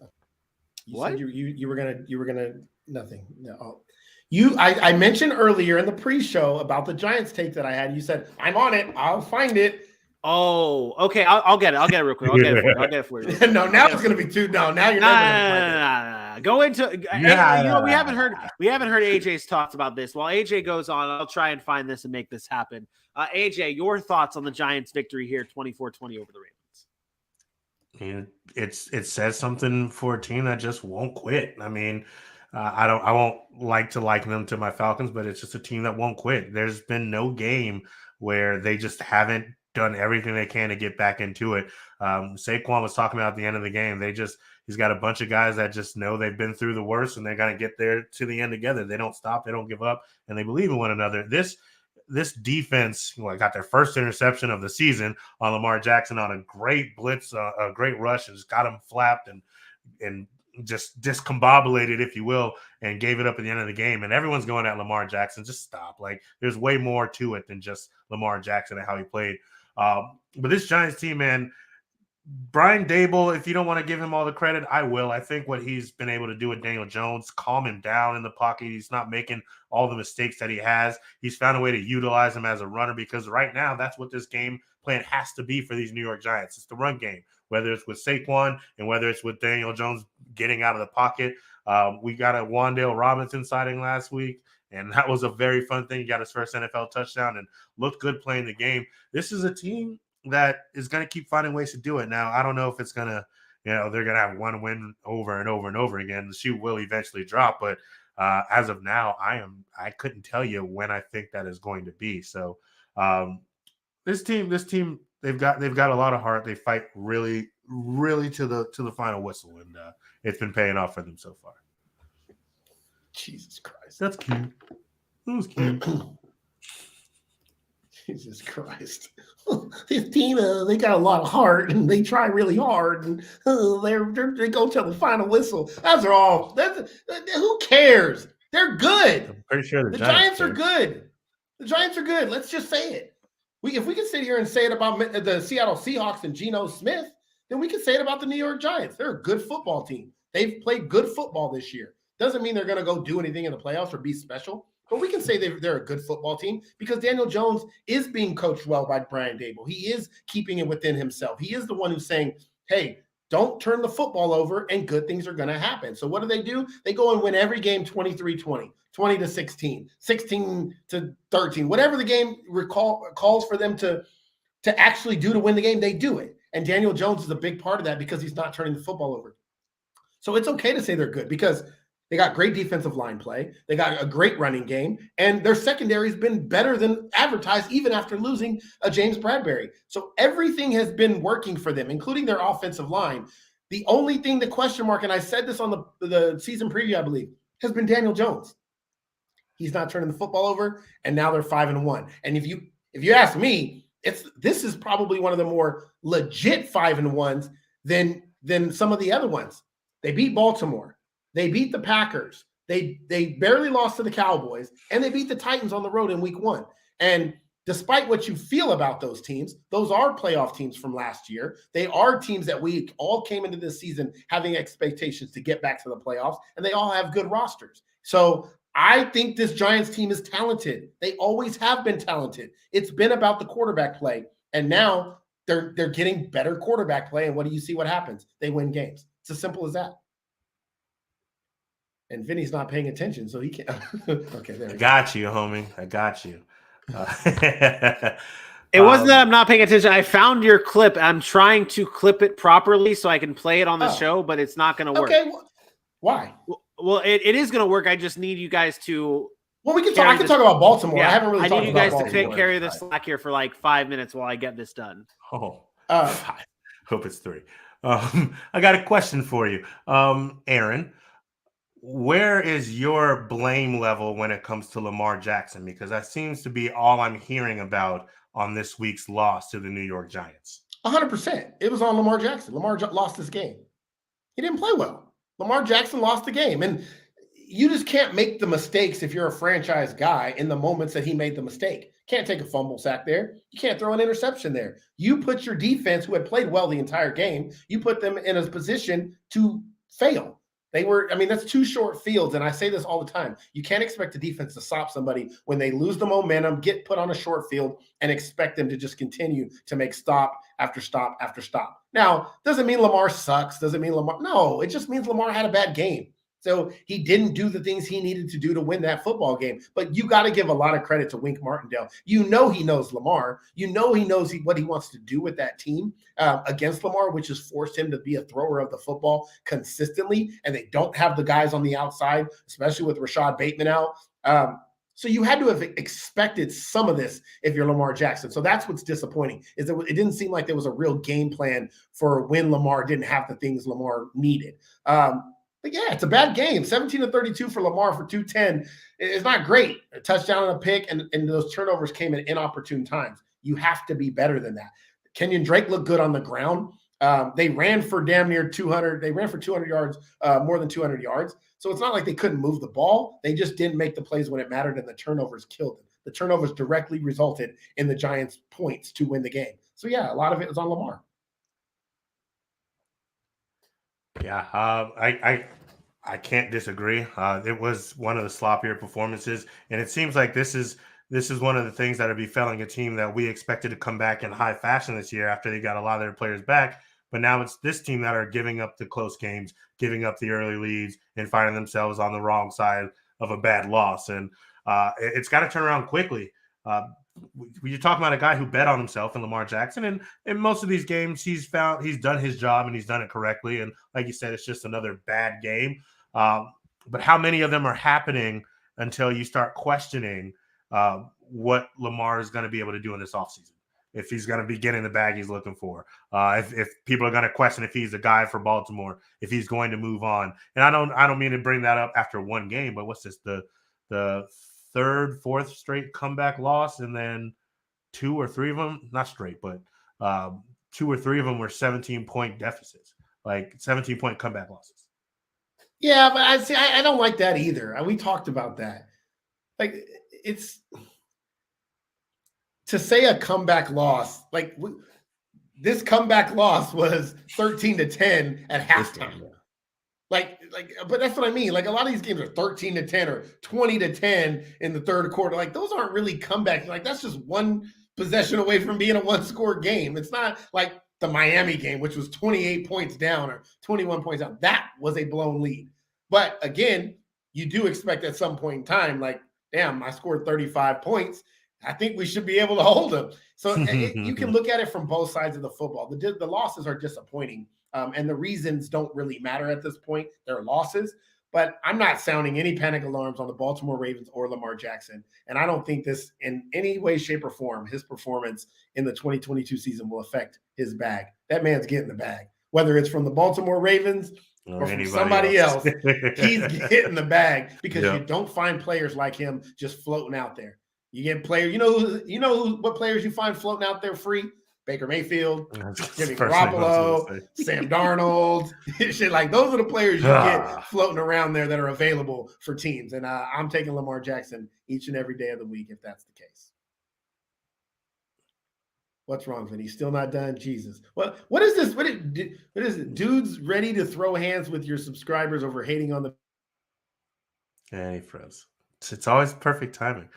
It's always perfect. It's exporting now. I'm exporting now. It's like that's where I'm at now. It's like, the StreamYard exporting part.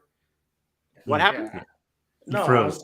You froze when you read that. But I froze on this comment. Yeah, that's what I was kind of coming at here. Yeah, like look, ain't nobody else. First of all, I mean, I'm not trying to throw hands with anybody, but Brett got hands. But what I'm saying is, like, no, fans are just stupid. Like, fans can't get past their own bias. Like, no matter what, my team's the greatest. My playoffs, 7-11 years, all the facts, quote, fact, Bengals have been to the playoffs 7 of 11 years. Fact, 4 brand new linemen. Fact, still haven't allowed a second half touchdown. All facts. You know what the biggest fact that all that shit is, Bengals fan? It's a fact that in the history of the NFL, the Bengals have never won a Super Bowl. That is a fact. So you take your 7 of 11 playoffs, Joe Burrow, all that shit and all that fandom you want to take.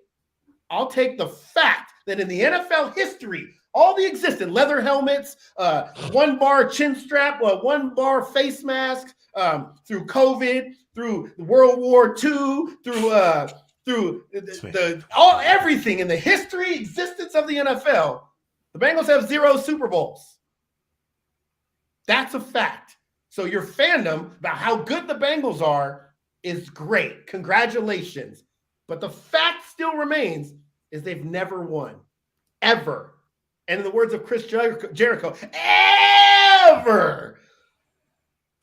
Probably will never win again. Bravo. But that's a fact. So if you want to throw out facts and stats and numbers and really want to get down to the nitty-gritty of it, you have no leg to stand on. As a fan, you are a fan. You are hoping, you are wishing that something comes true, but it has never came true to this point. So I'm sorry if I'm going to continue to tell you that they are not Super Bowl contenders because they haven't been Super Bowl contenders outside of 2 seasons in their damn near entire existence. So you can keep all that, Bengals fans. We don't need to throw hands. Thank you for subscribing to the show. We love you, though. We do. We love the back and forth. We do. That's what but I'm not going to let that slide. I'm not just going to I'm not just going to sit here and let somebody come on that's a fan of a team that's never won and act like they've won. They've never won. You can't even, as a Cowboy fan, I get made fun of because my team hasn't won in 35-something years. And I'm going to let a Bengals fan come on here and talk about winning?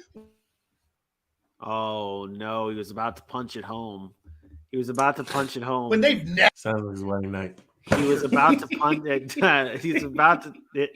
You're about to just punch it home. And you no, it's never gonna happen. I'm never gonna allow some team that's never won to come on here and talk to me like I'm a casual fan. Go do your history. You're probably 22 years old. There's probably some 22-year-olds living at home in the basement and never watched the NFL until 2016, and he's gonna come in here and talk about the Cincinnati Bengals. Hey, go check your facts. Chris Collins. I've got kids older than you, son. Played for the Bengals if they have a success in their history. Okay. This guy talks shit about me getting. Do you know who Carl Pickens is? If you don't know who Carl Pickens is, then you have no business talking about the Bengals. Okay. This guy. I don't want to hear nothing. Emotional. Damn Bengals fans. They get on my damn nerves. This is the first time we've ever had someone live on the show that this is great though. This is great.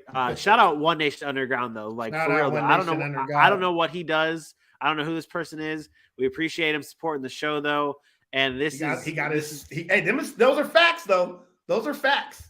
That is. And they've been improving. He forgot the zero though. That's the Super Bowl win. All right. That's a fact. All right. We're going to move on. I'm really wondering how you're going to clip this audio or this video here of this clip. That's what I'm really trying to figure AJ's going to clip all kinds of shorts.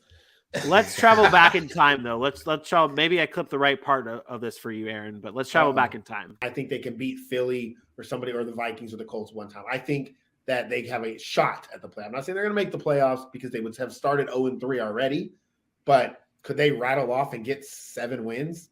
8 wins, and I do believe so. I think the Giants are more talented than we talk about. I really do. What a flashback. I love those screens, how it's literally the same exact setup as this. We should have probably did it in like the little side-by-box. I was a little confused for a minute. I was it was a lot. I was like, wait, am I talking? No. I mean, legit. I truly believed that when I said it, and I still do. Like, I thought this team was talented. I still do. I thought the only thing, biggest question mark, the quarterback, which is a huge question mark. But you said, in that video, I did listen. You said 9-8 if Tyrod Taylor was their quarterback. Yeah. Imagine if they had a franchise guy. And I think 7-10 was your prediction for. I don't know what it was with Dan. Yeah, I didn't give them a playoff opportunity. I didn't really put them in the playoffs. I just said if things worked out right, that's really what it was about. If things worked out right, and look where they're at. They're 5-1, 4-1, 5-1 through 6 games. I mean, they'd have to go on a massive just downfall in order not to make the playoffs at this point in the NFC. Yeah. Either way, back to this game, they do win this one 24-20 over the Ravens. Good luck clipping that into one video on YouTube, Aaron. The next game on our list, it's the Los Angeles Rams taking down the Carolina Panthers at home 24-10. We had news break today that Robbie Anderson was traded to the Arizona Cardinals, so he is no longer there. But for this game, we did see him get into a little verbal disagreement with the coaching staff. That's not the headline of this game. The headline of this game, though, is the Rams winning and scoring 24 points and winning 24-10. And going to Allen Robinson for a touchdown. Shout out Allen Robinson for being relevant for a game. That's fantastic. Is this a step in the right direction for the Rams, Aaron, or is that an overreaction? It's a huge overreaction. They didn't play great. They did not play great. Like, if you watch this game, Carolina's in that game with no business being in that game. That game is 10-7 at the half. Carolina's winning. Like, it wasn't like the Rams played great. Matt Stafford continues to turn the football over. The Rams still can't run the football. It's still the Los Angeles Cooper Cups. It's like they have nobody else. And I know Allen Robinson went 5 for 63 with a touchdown, but it was the ugliest 5 for 63 with a touchdown ever. There is no, I'm not excited. at all. The Panthers were just bad, and the Panthers didn't throw the ball at all. Like they just 10 of 16 for PJ Walker for 60 yards. Nothing down the field. If it wasn't for Christian McCaffrey, the Panthers don't score anything ever. Christian McCaffrey is a lord. That's all I can say. Yeah, I mean, he took it. That was the only thing. If you're coming in for the Panthers, hey, they play a great defense, but we knew that would happen because the Los Angeles Rams are susceptible to defense right now because they have a patchwork offensive line. And then their bright side of this offensive line, no, boom, he gets injured. So I'm surprised the Panthers weren't able to do more on the defensive side of the ball. Without Christian McCaffrey, there's nothing to go on the Carolina Panthers side. But the Carolina Panthers are preparing to do exactly what they did on Monday when they fired Matt Rule, when they lied about Baker Mayfield going to be hurt for longer. He's not. It's okay. Just tell the truth. He's hurt. He's hurt in his arm and his talent ability. I'm sorry. He's just not a good quarterback. Blow it up. And they're on the way. Hey, you yelled at the interim coach? We're trading you. Blow it up. It's okay. You started really well. What? Go ahead. I'm sorry. Go ahead. You started really well in the offseason. You got yourself a cornerstone left tackle and Nika McQuanu. Now trade a bunch of picks with Christian McCaffrey going away. Trade everybody. Trade DJ Moore. Start completely over. And it's okay. Be bad for a couple years. You had your time, and it's gone. Okay? It's gone. Go ahead. So what you're saying to me right now is situation. Robbie Anderson. Oh, Jesus, that has audio. Why does that have audio? Here's the one without audio. Why is that even in here? Either way, what you're telling me is that DJ Moore, all he has to do is this, and he gets traded? For my fantasy team, I'd love for that to happen, okay? Please, DJ Moore, I'm about to go on Twitter right now and just spam tweet you saying, hey, please yell at whatever coach you want for saying we're going to be losers, because that's apparently what's been going on, the rumor that's swirling. Aaron, let me know about that one. But please, just punch a coach. Do something. Get traded. Well, don't do that. Just do the Antonio Brown. Just dance off the field. Dance off the field. The Rams lost another offensive lineman. Remember that. Joe Noboom's now out for the year. Right. The Rams are going to struggle, but Carolina is just their rebuild. I just need Christian McCaffrey to go to a team with a quarterback. So we all have. If he goes to a team with a quarterback. Look out, baby! All my fantasy teams is blowing up. We all have fantasy implications for the Carolina Panthers to blow it up. Where do the Rams stand right now in terms of the NFC? Where do they stand now with this injury? The way they've been looking through 6 weeks. Where do they stand? Are we not talking about? Oh, there you go. Say it on Wednesday. There you go. Tune in on Wednesday. Power rankings. They're dropping in the 20s this week, baby. 20s this week for the Rams. We'll see on Wednesday live at 10 a.m. Eastern time right here on YouTube, Sack City Podcast. Next game on our list here is 2 more games to go, gentlemen. The Seattle Seahawks upsetting the Arizona Cardinals 19-9. One of the many upsets on Sunday included this one. Geno Smith once again finding ways to win with his team. 20 complete. Jesus, why do I have a hard time saying passing stats today? 20 completions on 31 attempts, 197 yards. He's just a consistency king here, not doing too much to lose them this game, and obviously doing enough to win football games. Shout out Ken Walker in this game as well. 21 carries, 97 yards, and a tutty. 9 points, though, for the Cardinals against the Seahawks team that has been allowing tons of points to the Falcons and the Lions and pretty much everyone they play against, except for the Cardinals. They lose Hollywood Brown in this game. He's now done for the season. They traded for Robbie Anderson. This not a good game for the Cardinals offense here. Aaron, what did you see from them, and is this fixable? Did they say Hollywood Brown's done for the year? He's getting a second opinion, but it's believed that he's done for the. Let's be real here. Come on. Be honest. I'm asking because I didn't see done for the year, so I was curious. That's news to me. I have inside sources. I'm sure you do. It just makes me now really want to double check your work. Last time I heard Jimmy Garoppolo went to the Giants. So, anyways, the Arizona Cardinals offense playoff team if you went to the Giants is broken. It's broken. It's the broken offense, and I don't know why I still have this sorry ass Rams thing up there. But Kyler Murray, something doesn't look right. You just have to hope that the addition of DeAndre Hopkins gets them back to where they have an offense again. Like I told you, I thought this Cardinals defense was better than they had been given credit for this year, and I think they have played better. The Seahawks offense has been good, and they gave them chance after chance after chance to be in this game. It's not like Seattle was running all over the Arizona Cardinals. If you watch that game, for the most part of that game was close. The problem was Arizona's offense is just so bad. 1, 2, 3 and out. 1, 2, 3 and out. No first down. Go for it on fourth down. Miss it. And they kept giving Seattle chance after chance after chance. And finally, Seattle just won the game. So you have to hope DeAndre Hopkins changes it. And this is the first time, I will tell you, despite the extension, if I'm the Cardinals, I'm thinking about firing Cliff Kingsbury, despite the contract you just gave him. And I know it sucks when you have to fire a coach after you just paid him, but it's not working, man. It's not working. This isn't. You can't run the risk of 2 years from now still having Cliff Kingsbury, and then Kyler Murray saying, "I want out of my contract. I want to trade," and forcing his way out because you just paid him, right? You just can't think about it. You can't afford to do that. If I think you make that move now or very, very soon. If things don't get right, you get rid of Cliff Kingsbury and you say, Kyler, help us with our coaching search. Who do you want to play? Like, you have to kind of give that. I don't say Kyler's a diva, but allow him some input on what he feels like is going to be best fit for his skill set, because then you tie them both together. Not that they weren't tied together before. Then you really show your I think Kyler.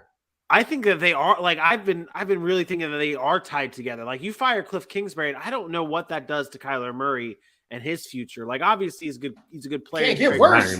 Exactly. Yeah, it doesn't matter. That is it right there. He can't get any worse, and that's why it may be okay to be able to cut loose with Cliff Kingsbury, eat the money, and try and get this ship right here. You do not want to waste any more years of your franchise quarterback. You don't want to waste any more years of a franchise wide receiver in what is left for DeAndre Hopkins. It might be time to steer the ship in a different direction. For the Seahawks, though, giving them credit. AJ, you brought up a name that I think we should talk about and give credit to in Tariq Woolen, so I'll give you the floor. Yeah, I mean, we talked about him in the preseason, how, his measurables were something we liked, but his talent for playing the position in the secondary is just something that pops off the film. He's got great position. If you followed him at all in the preseason and watching what he was doing in training camp, he was consistently one-on-one with DK Metcalf and consistently shutting him down. Now you got 4 games in a row where he's had an interception. I don't think it's been done since 2011, if I'm not mistaken. This guy has just been where he needs to be, and he's kind of been the spark for this defense for the most part. You talk about a defense we worry about getting to the quarterback, and obviously they didn't have that issue in this game with Kyler Murray sacking him 6 times, but we don't expect that to be there every single week. It's nice to have a secondary and guys like Tariq Woolen and guys like Kobe Bryant, who's getting better, Quandre Diggs. These guys have played quite well over the course of the last couple of weeks, except for, all the yards. But they're opportunistic. That's one of the words that I enjoy about a defense. They can be opportunistic. Tariq Woolen, Bailey mentioned Sauce for Rookie of the Year for the defense. I want to go so fast on that. This kid's been playing really well. And 6 weeks in, so UTSA, baby. If you see, this is why you need to pay attention to us during our draft coverage, because I told y'all about some Tariq Woolen. University of Texas San Antonio, converted wide receiver, automatically already has excellent ball skills. Yeah. That's how Trayvon Diggs would transferred over. Obviously he went to Bama, but big, strong, fast. 6'5", runs a 4.3. That's scary, bro. Go Pete. I'm telling you, UTSA. That last pick played well. That pick that Kyler threw, I mean, like, it wasn't even like, oh, Kyler, what are you doing? I mean, full on. Like, he put himself in great position, and it was out of the question. When he got in front of the receiver, in front of Marquise Brown, and hopped up, there was no question about how that was going down. He's gonna turn some heads for a while in this league. Really, really talented guy. Yeah, this is a team and a Seahawks team that is surprising everybody all around. In this game, you talk about the defense. Like, hey, they only allowed 9 points to Cardinals offense.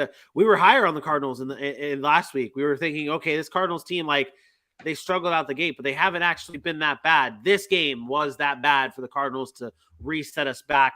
The Seahawks now 3-3. The Cardinals moved to 2-4 in an NFC West with the Rams struggling but winning, and everyone's struggling but winning, and then finding way.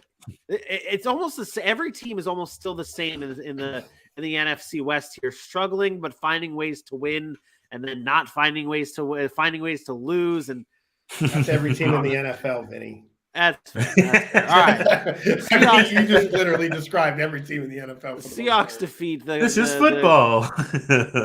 There you go. Seahawks defeat the Cardinals here, 19-9. Our final game to cover this evening. The Philadelphia Eagles take down the Dallas Cowboys 26-17 on Sunday Night Football to continue their winning ways. They are now 6-0 for the third time in their franchise history. They start the season 6-0. The Eagles are looking very, very good. Was this game that, Aaron? Was this game the Eagles looking very, very good, do you think? At times. I thought they came out of the gates pretty good, but they were helped. Look, I don't like to – no excuses. When you lose a football game, you lose a football game. So the Cowboys have no excuses. They got out to a 20-0 lead. That was big for them. But I thought yesterday was the first time this season, outside of that Tampa game, that the Dallas Cowboys coaching looked a lot like last year. They got exposed at times, and that bothered me. Number one, the fourth down, jumped off sides. Can't do that, right? They're not going for it there. They're running out the clock. The end of the quarter is getting ready to happen in the first quarter, and they go line up like they're going to go for it on fourth down, on 4th and 4, and you jump off sides. That's just poor coaching, poor discipline, turns into a touchdown. Then following drive, turnover, short field, turns into a touchdown. Like that, you can't continue to put your offense or your defense in that situation. I just thought there were a lot of mistakes on Dallas's part. They continue to have the penalties. It seems like Mike McCarthy can't clean that up.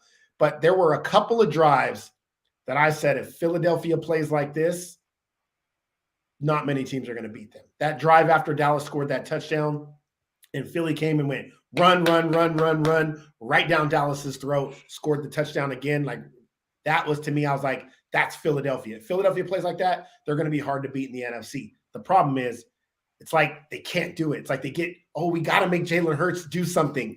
And so they go away from it. And then they go through these lulls. And that's how Dallas got back in the game. And if it wasn't for 3 turnovers, it's easily a different ballgame. So, yeah, I think that I think Philly's good, but I still have questions about certain aspects. Yeah. AJ, your thoughts on this game? Yeah, I'm still a fan of this Philadelphia defense and that secondary. I mean, the pieces they added, they're the defense. I talk about the secondary, the Chargers, but the Philadelphia defense is the one that so far on paper is showing up on the field. I mean, big play Slay, James Bradbury, and I get it, it's Cooper Rush, it's a backup quarterback, but he's played pretty decently, or at the very least, done all the Cowboys have asked. And I watched some of these interceptions where it looked like the guy was open and an Eagles defender came out of nowhere. This defense has been playing pretty decent, and that's been another big part to help them continue this win streak. The thing the Eagles, I think, need to worry about is they're going to get in trouble if they keep taking their foot off the pedal in the second half. They put up a lot of first half points. I think they're the leading team in the NFL in the second quarter, but you could probably say the reverse for the second half. And that's kind of one of the things. You watch a team like Baltimore, and I know we keep bringing this up, but gave up a 28-point lead. And I'm not saying that's happening every single week, but if you don't continue to at least make sure it's insurmountable, you get comebacks like teams that are good, like the Dallas Cowboys did to them this past week. And obviously they were able to hold off, but I might want to keep an eye on that. Might not always be fortunate enough to do that. Especially obviously in this game, you're facing Cooper Rush, who did not have a great game. 18 completions, 181 yards, a tutty, and 3 interceptions for Cooper Rush, making it very easy to transition back into Dak Prescott. Not a worry in the world. Dak is the guy. No more quarterback controversy. None of that. Dak is that Noah guy. Brown catch away. Yeah. That's great. But no, the Eagles do move on to 6-0, undefeated They're starting off red hot. Dallas should be getting Dak Prescott back next week. So we'll be seeing a different Dallas team in weeks to come. That does it, though, for our recaps.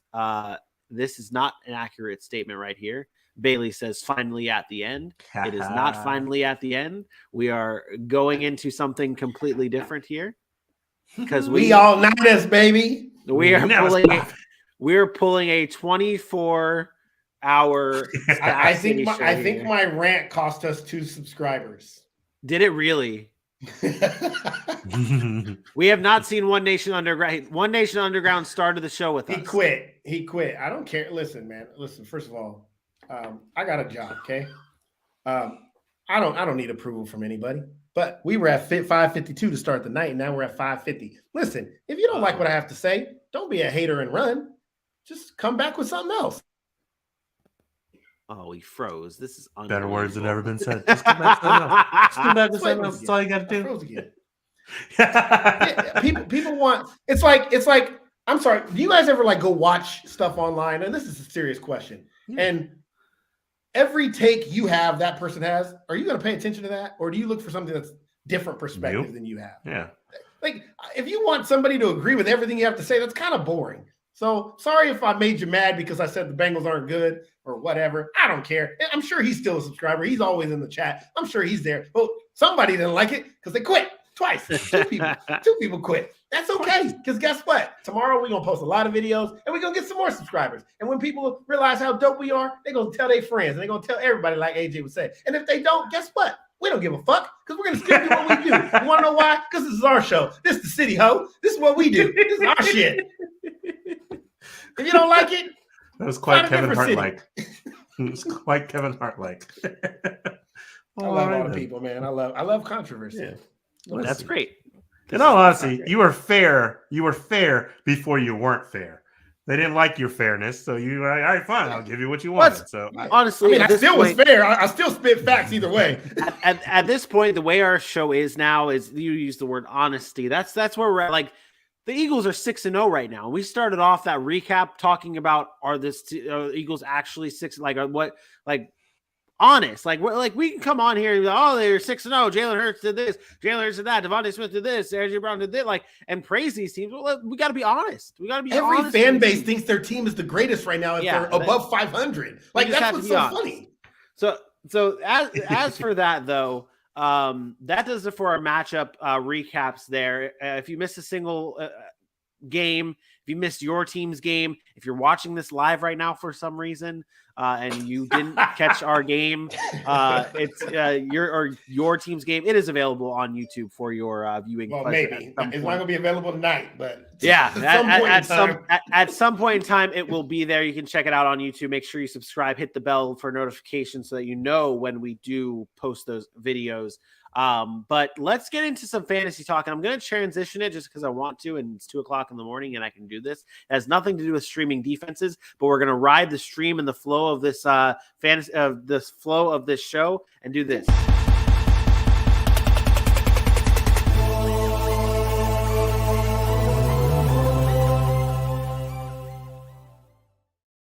Oh shit. Man, it is 2:00 in the morning. We all should be. And now for your sleeper of the week.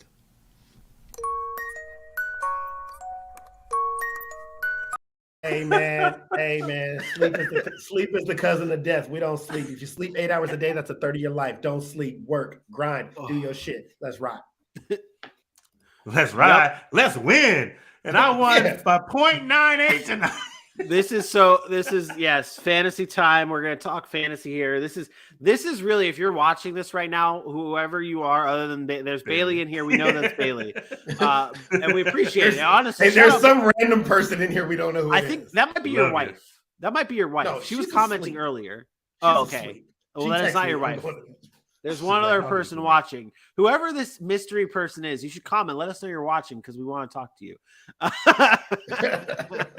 You're our favorite. We'll be nice. But to pull the curtain back here, you guys are basically watching what we do for recording our shows when they're not live. So that's like what's happening right now. We could be recording this and then posting it for your viewing pleasure. But we're like, you know what?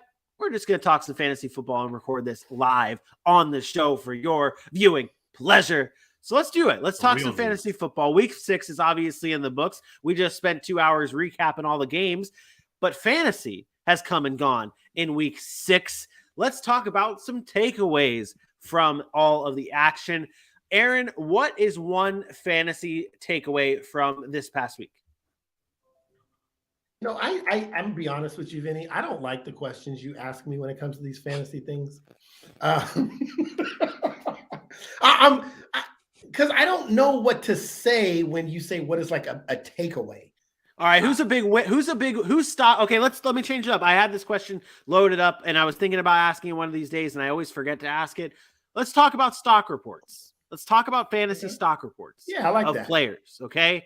And whose stock is up and whose stock is down. And maybe, I don't know, I'll bring up some players to talk about to get you guys into a rhythm here. And then maybe you guys can give me a player whose stock is up and whose stock is down. Stock report time. Going position by position like I always do, because this is how great I am at doing my job. Stock report for, let's say, Alvin Kamara. Where is he at right now? This past week, he started the season off slow, but now he's at 99 rushing yards, 25 receiving yards, over 100 all-purpose, obviously, 18 fantasy points here. Stock up, is that as simple right there? Yeah, I told people to go out and get him. I went out and got him. I traded Saquon Barkley for him. Very pleased with the trade when you think about it in that aspect. This is a guy that's going to get better. They're using him out of the backfield again. Last three games he's played, he's had 22 targets out of the backfield, 14 catches, over 100 yards receiving during that time. He's still getting the carries, 19. He's the only back in that backfield that has any kind of explosiveness. Mark Ingram's not it. Taysom Hill gets his carries around the goal line, which is fine. Kamara doesn't have to score touchdowns to have value. It's the Christian McCaffrey effect. If you don't have to have touchdowns to have immense RB1 value, sign me up.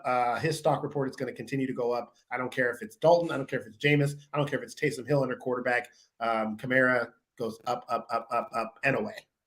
AJ, that's what I was going to add, too. They basically just told you that this offense will be running through him because now they're having quarterback controversies. And Chris Olave's out with a concussion that looked pretty bad. I'm assuming he'll be back. But outside of those two, maybe not. None of the wide receivers are pretty much playing Thursday. They have a Thursday. Oh yeah, by the way, Arizona. No one's. It's another week where New Orleans is not going to have a single wide receiver that is no Michael Thomas, no Jarvis Landry, no Chris Olave is looking like on Thursday night. So it's going to be another. I ask you, Vinny, and this is it's not about Alvin Kamara, and I know we want to talk about the person, but no, we didn't talk. We did. Thomas, please? Well, this is a fantasy question about Michael Thomas. We did not bring him up in our recaps. Are you not concerned now when 3 weeks ago they were in London, he was supposed to play.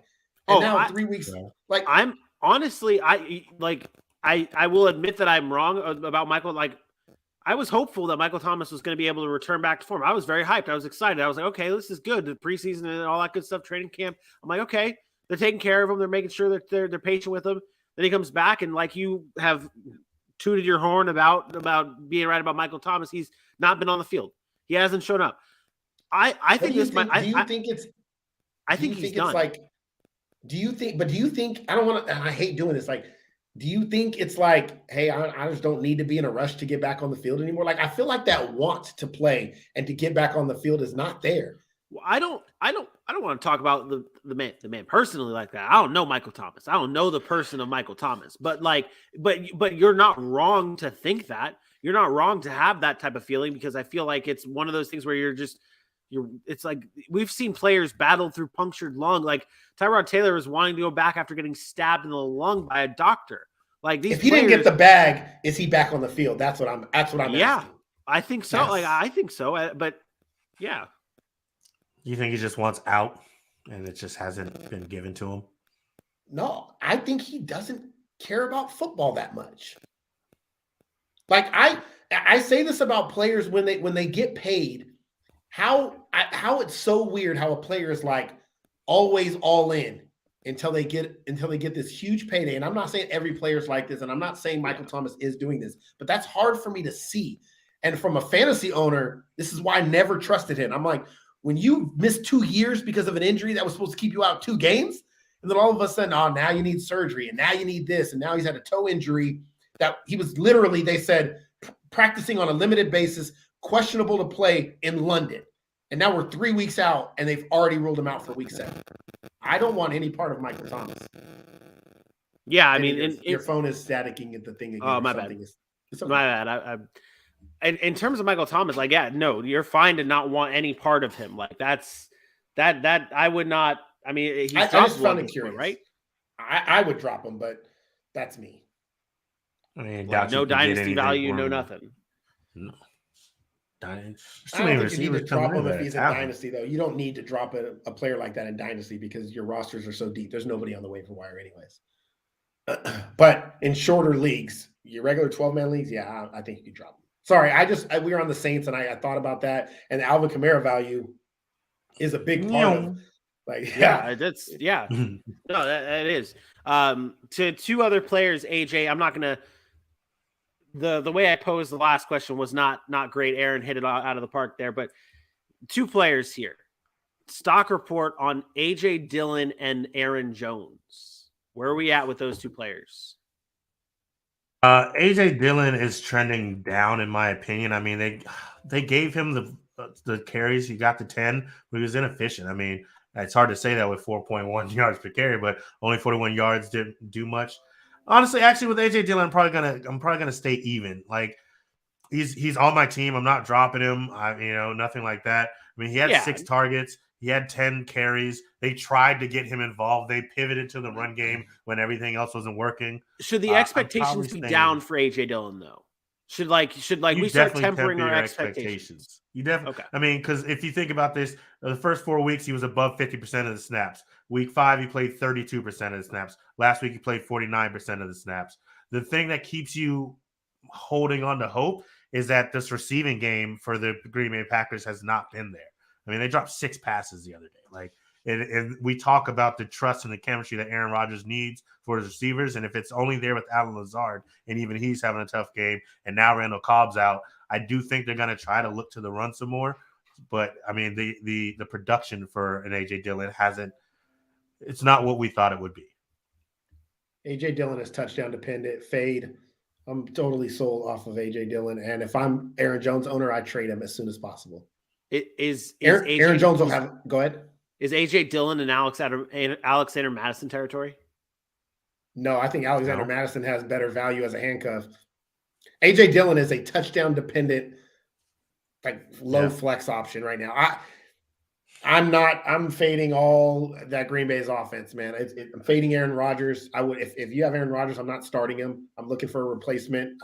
In 1 quarterback leagues, you can drop him. That's how bad it is. Aaron Jones will have a few more blow-up games. Aaron Jones will have a 30-point game, but if you can get name value for him right now, do it. If not, wait for that 30-point game and trade him.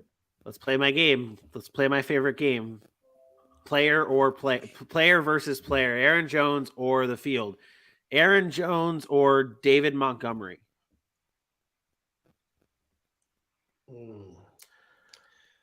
David Montgomery had 1 more point than Aaron Jones this week.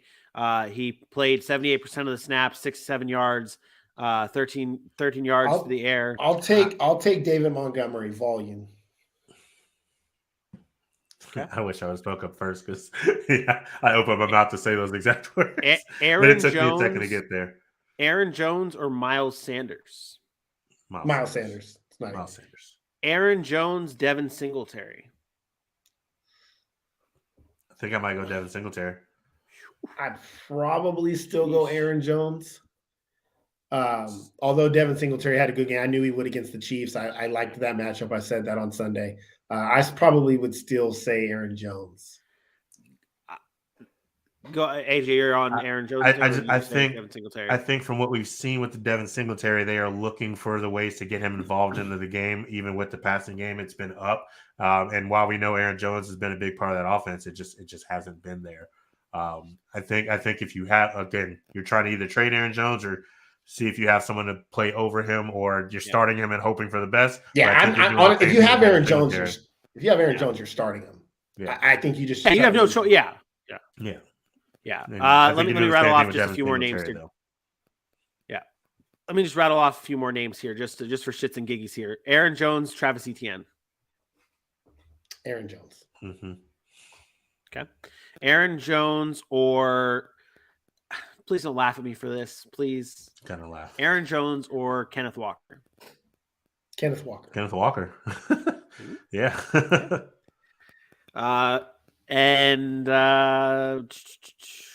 think that's it. I think that's all. That's the running backs there. That's the field.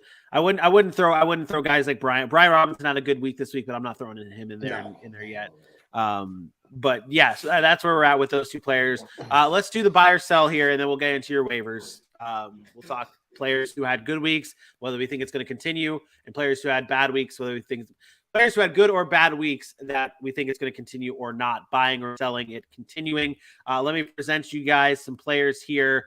We talked about the running backs a little bit. Let's shift over to the wide receiver position. Good wide receivers. Gabe Davis, back-to-back great weeks for Gabe Davis. This past week, obviously, against the Chiefs, it was a game we expected for him to have production. The prior week against the Steelers, big-time reception. I believe he only had 2 receptions that prior? Yeah, 3 receptions, 2 touchdowns, 171 yards in that week against the Steelers.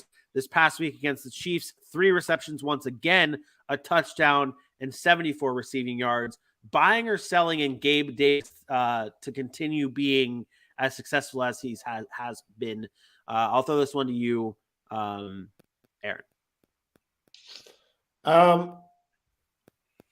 Successful as he's been the last 2 weeks. And you can be specific here of 9. Maybe he's not. Maybe the success of 32 and 16 doesn't happen. But do you see Gabe Davis as a consistent double-digit point getter every week?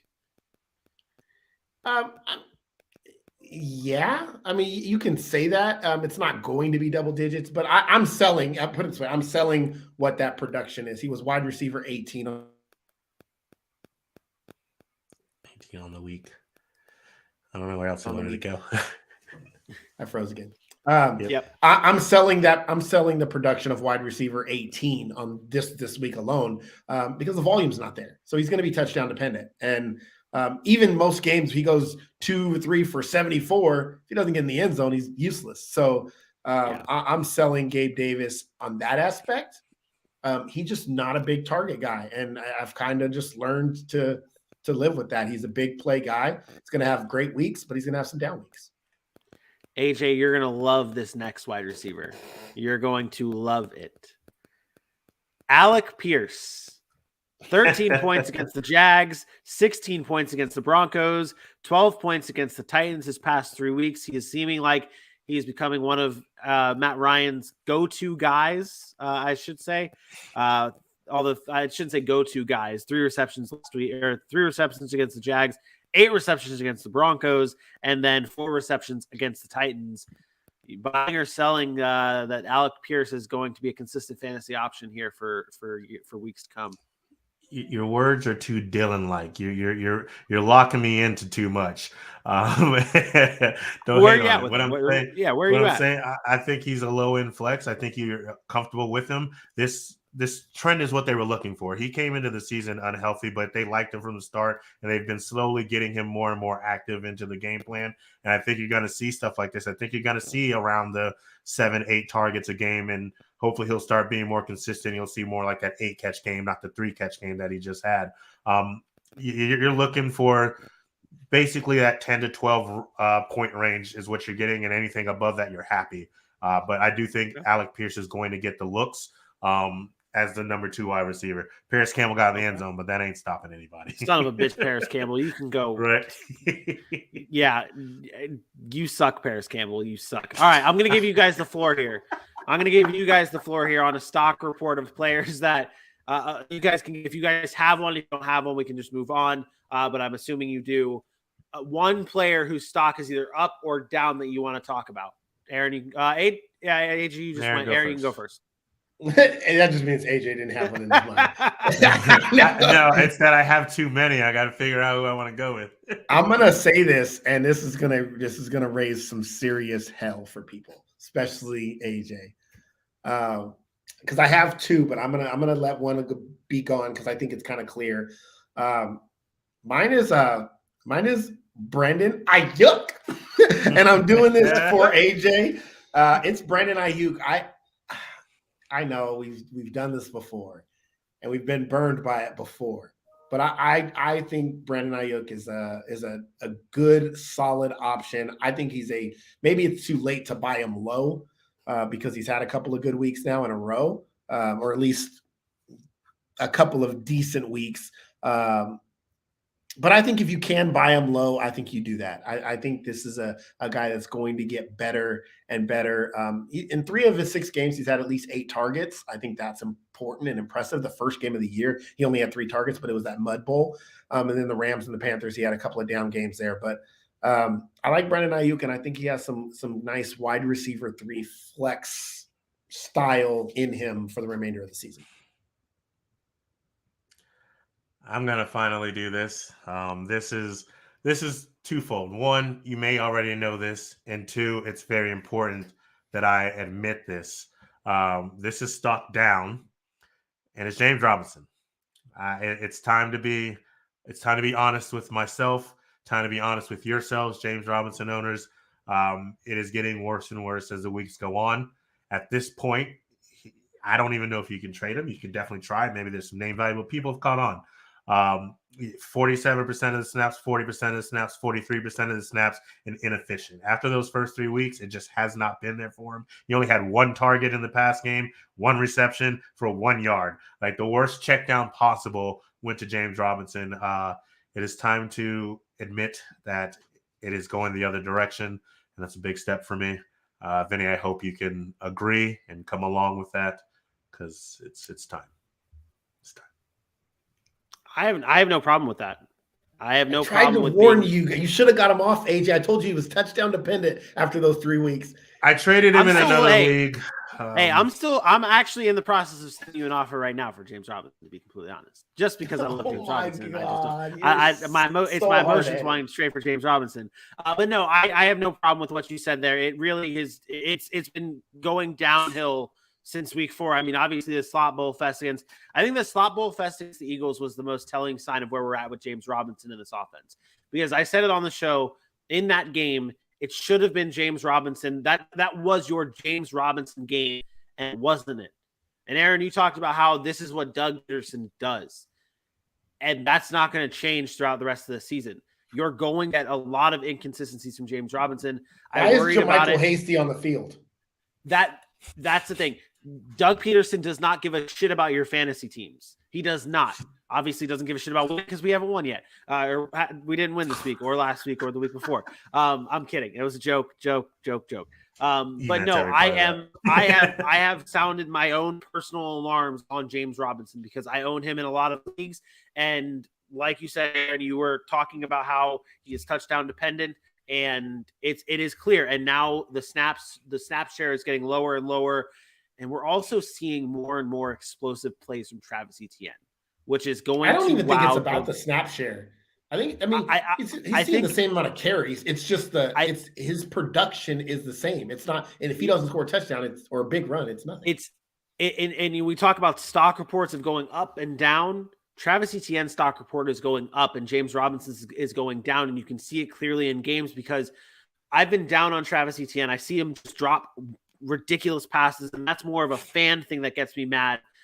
But in terms of fantasy, you're seeing these explosive plays from Travis Etienne, and that's going to keep him on the field a lot more than James Robinson, and you're going to see it. And this is coming from someone who said that James Robinson is going to be the guy for the Jaguars. I'm starting to backpedal on those thoughts here because I think Travis Etienne is going to make more and more of a Breece Hall type impact, maybe not production of Breece Hall, but you're going to start seeing him be the Breece Hall and James Robinson be the Michael Carter and start fading out. Yes, you, sir, in the front.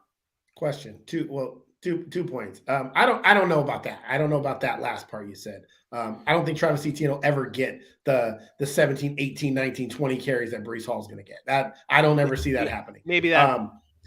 And let's be honest. Travis Etienne's snap share still at like 45, 50%. It's not like he's playing a huge volume of snaps either. Efficiency. But I have a question about something you said. You talked about Travis Etienne's drops. How many drops does he have? I know of like 3 off the top of my head. Visually seeing 3 off the top of my head. And that's why I said that was more so much as the number, but like they're really bad drops. They are. Like, they are. Really that's why I wonder, like when you say that, I was like, damn, how many balls has he dropped? I will go back and look up. And I specified this. I did specify that by saying it's more, his drops are more of a fan thing. When I watch it happen, and I'm like, man, he could have broken something for a big play, and then he dropped it. Like I said, more of a fan thing, but it happens, or it's happening. And his drop percentage, 11.1% drop rate. He's got two dropped passes this season. I can remember them both. And they're just not, and they're not good plays. And like I said, I specified this by talking fan like. Okay, I did. I get it. I just didn't. I honestly didn't know how many, and I'm like wondering like fantasy. And they're impact, not good. What is that like? And they're not good. Like he dropped the ball. Is the drop ever good? What? Behind the line, you gotta drop that damn ball. I mean, it's still a point. Either way, in fantasy, it's a point. Does that count as a drop if it's behind the line? No, it doesn't. Would it count as a catch? No, it doesn't. I'm not saying throwing it backwards, Vinny. I'm saying like when they're running back 20 yards and they throw it behind the line. I'm really starting to question your ability to understand concepts. Hold on. You can throw the ball forward behind the line of scrimmage as long as it's not a backwards throw. If it counts as a catch, it counts as a drop. But if it's a backwards throw, does it count as a drop? We're not talking about backwards throws. We're talking about behind the line of scrimmage. If like Trevor Lawrence is at the 21 and Travis Etienne is at the 19 and he drops the ball, is that a drop? It's a fumble. But it wasn't a fumble. Okay, we're not going to do this. We're not going to. So let's move on. AJ, who's your? Oh, you said it was okay. James Robinson. We can move on here. That's our stock report. That's our week 6 takeaways. Let's move on. Fast forward. Week 7 is upon us. This was a bad idea, guys. Week 7 is approaching here, and we have a waiver wire list from one Aaron the Muxiah Mukes. And now this is our first three-way fantasy show here, where AJ is a part of the waiver rankings. So the way I'm going to do it here is, AJ, you're going to be the teacher, and you're going to grade Aaron's soliloquy and statements and players that he lists in his waiver wire rankings. Aaron, take it away. Who you got number 5? Fantasy Drive last week.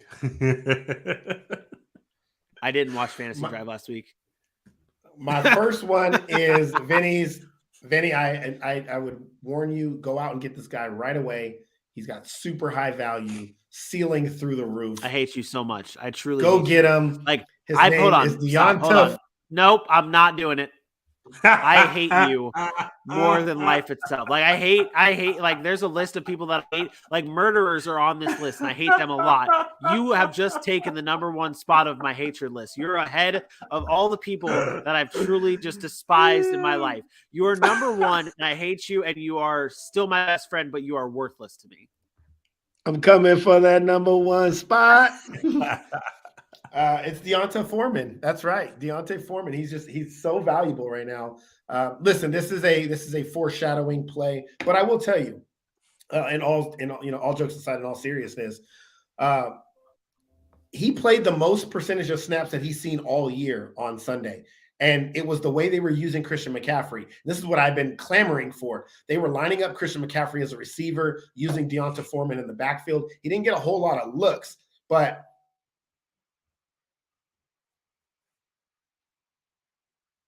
this guy, I can't do this. In a very thin running back market, why not take a flyer on a guy that might start? So,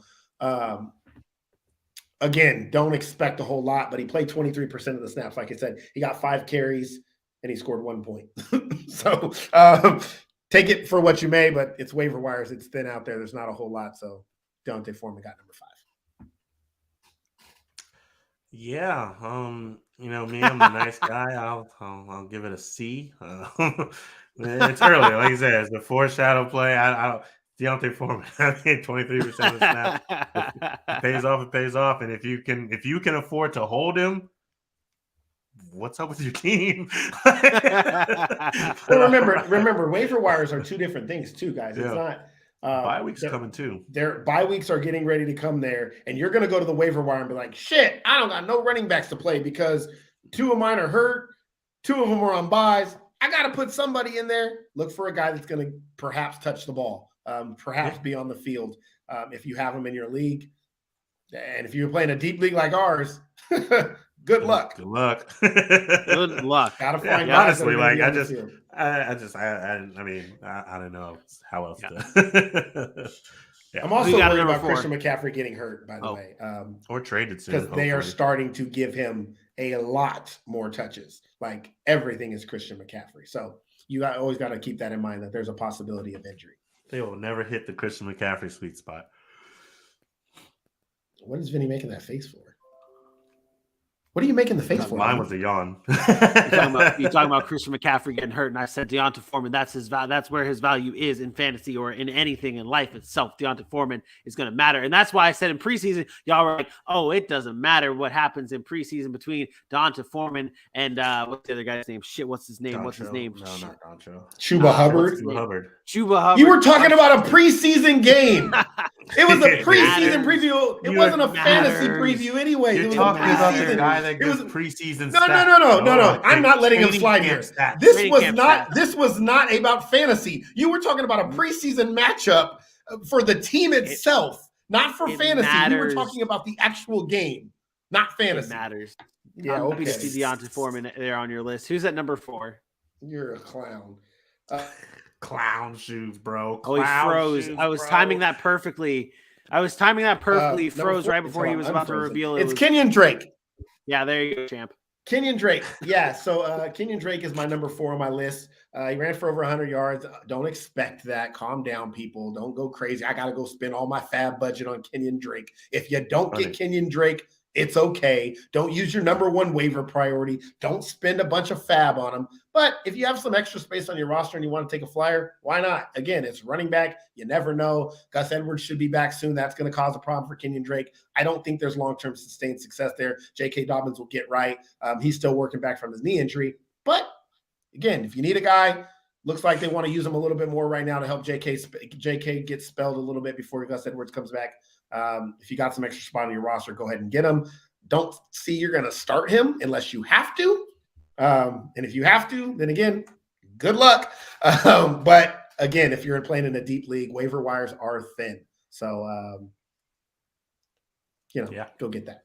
Give that a B. Great reasonings. Week in and week out, you don't know what JK is going to be able to give you, and I think they're going to run Ken Drake a little bit more. But let's remember, he is also coming off a pretty bad ankle injury himself. So at any point in time, it could be the same situation for him too. But we know this offense, tight ends and running the ball. So I like that idea. Ken Drake's a good one. He'll probably be dead in a week. My number 3 waiver wire is a receiver. It is Traquan Smith. I talked about him on Sunday.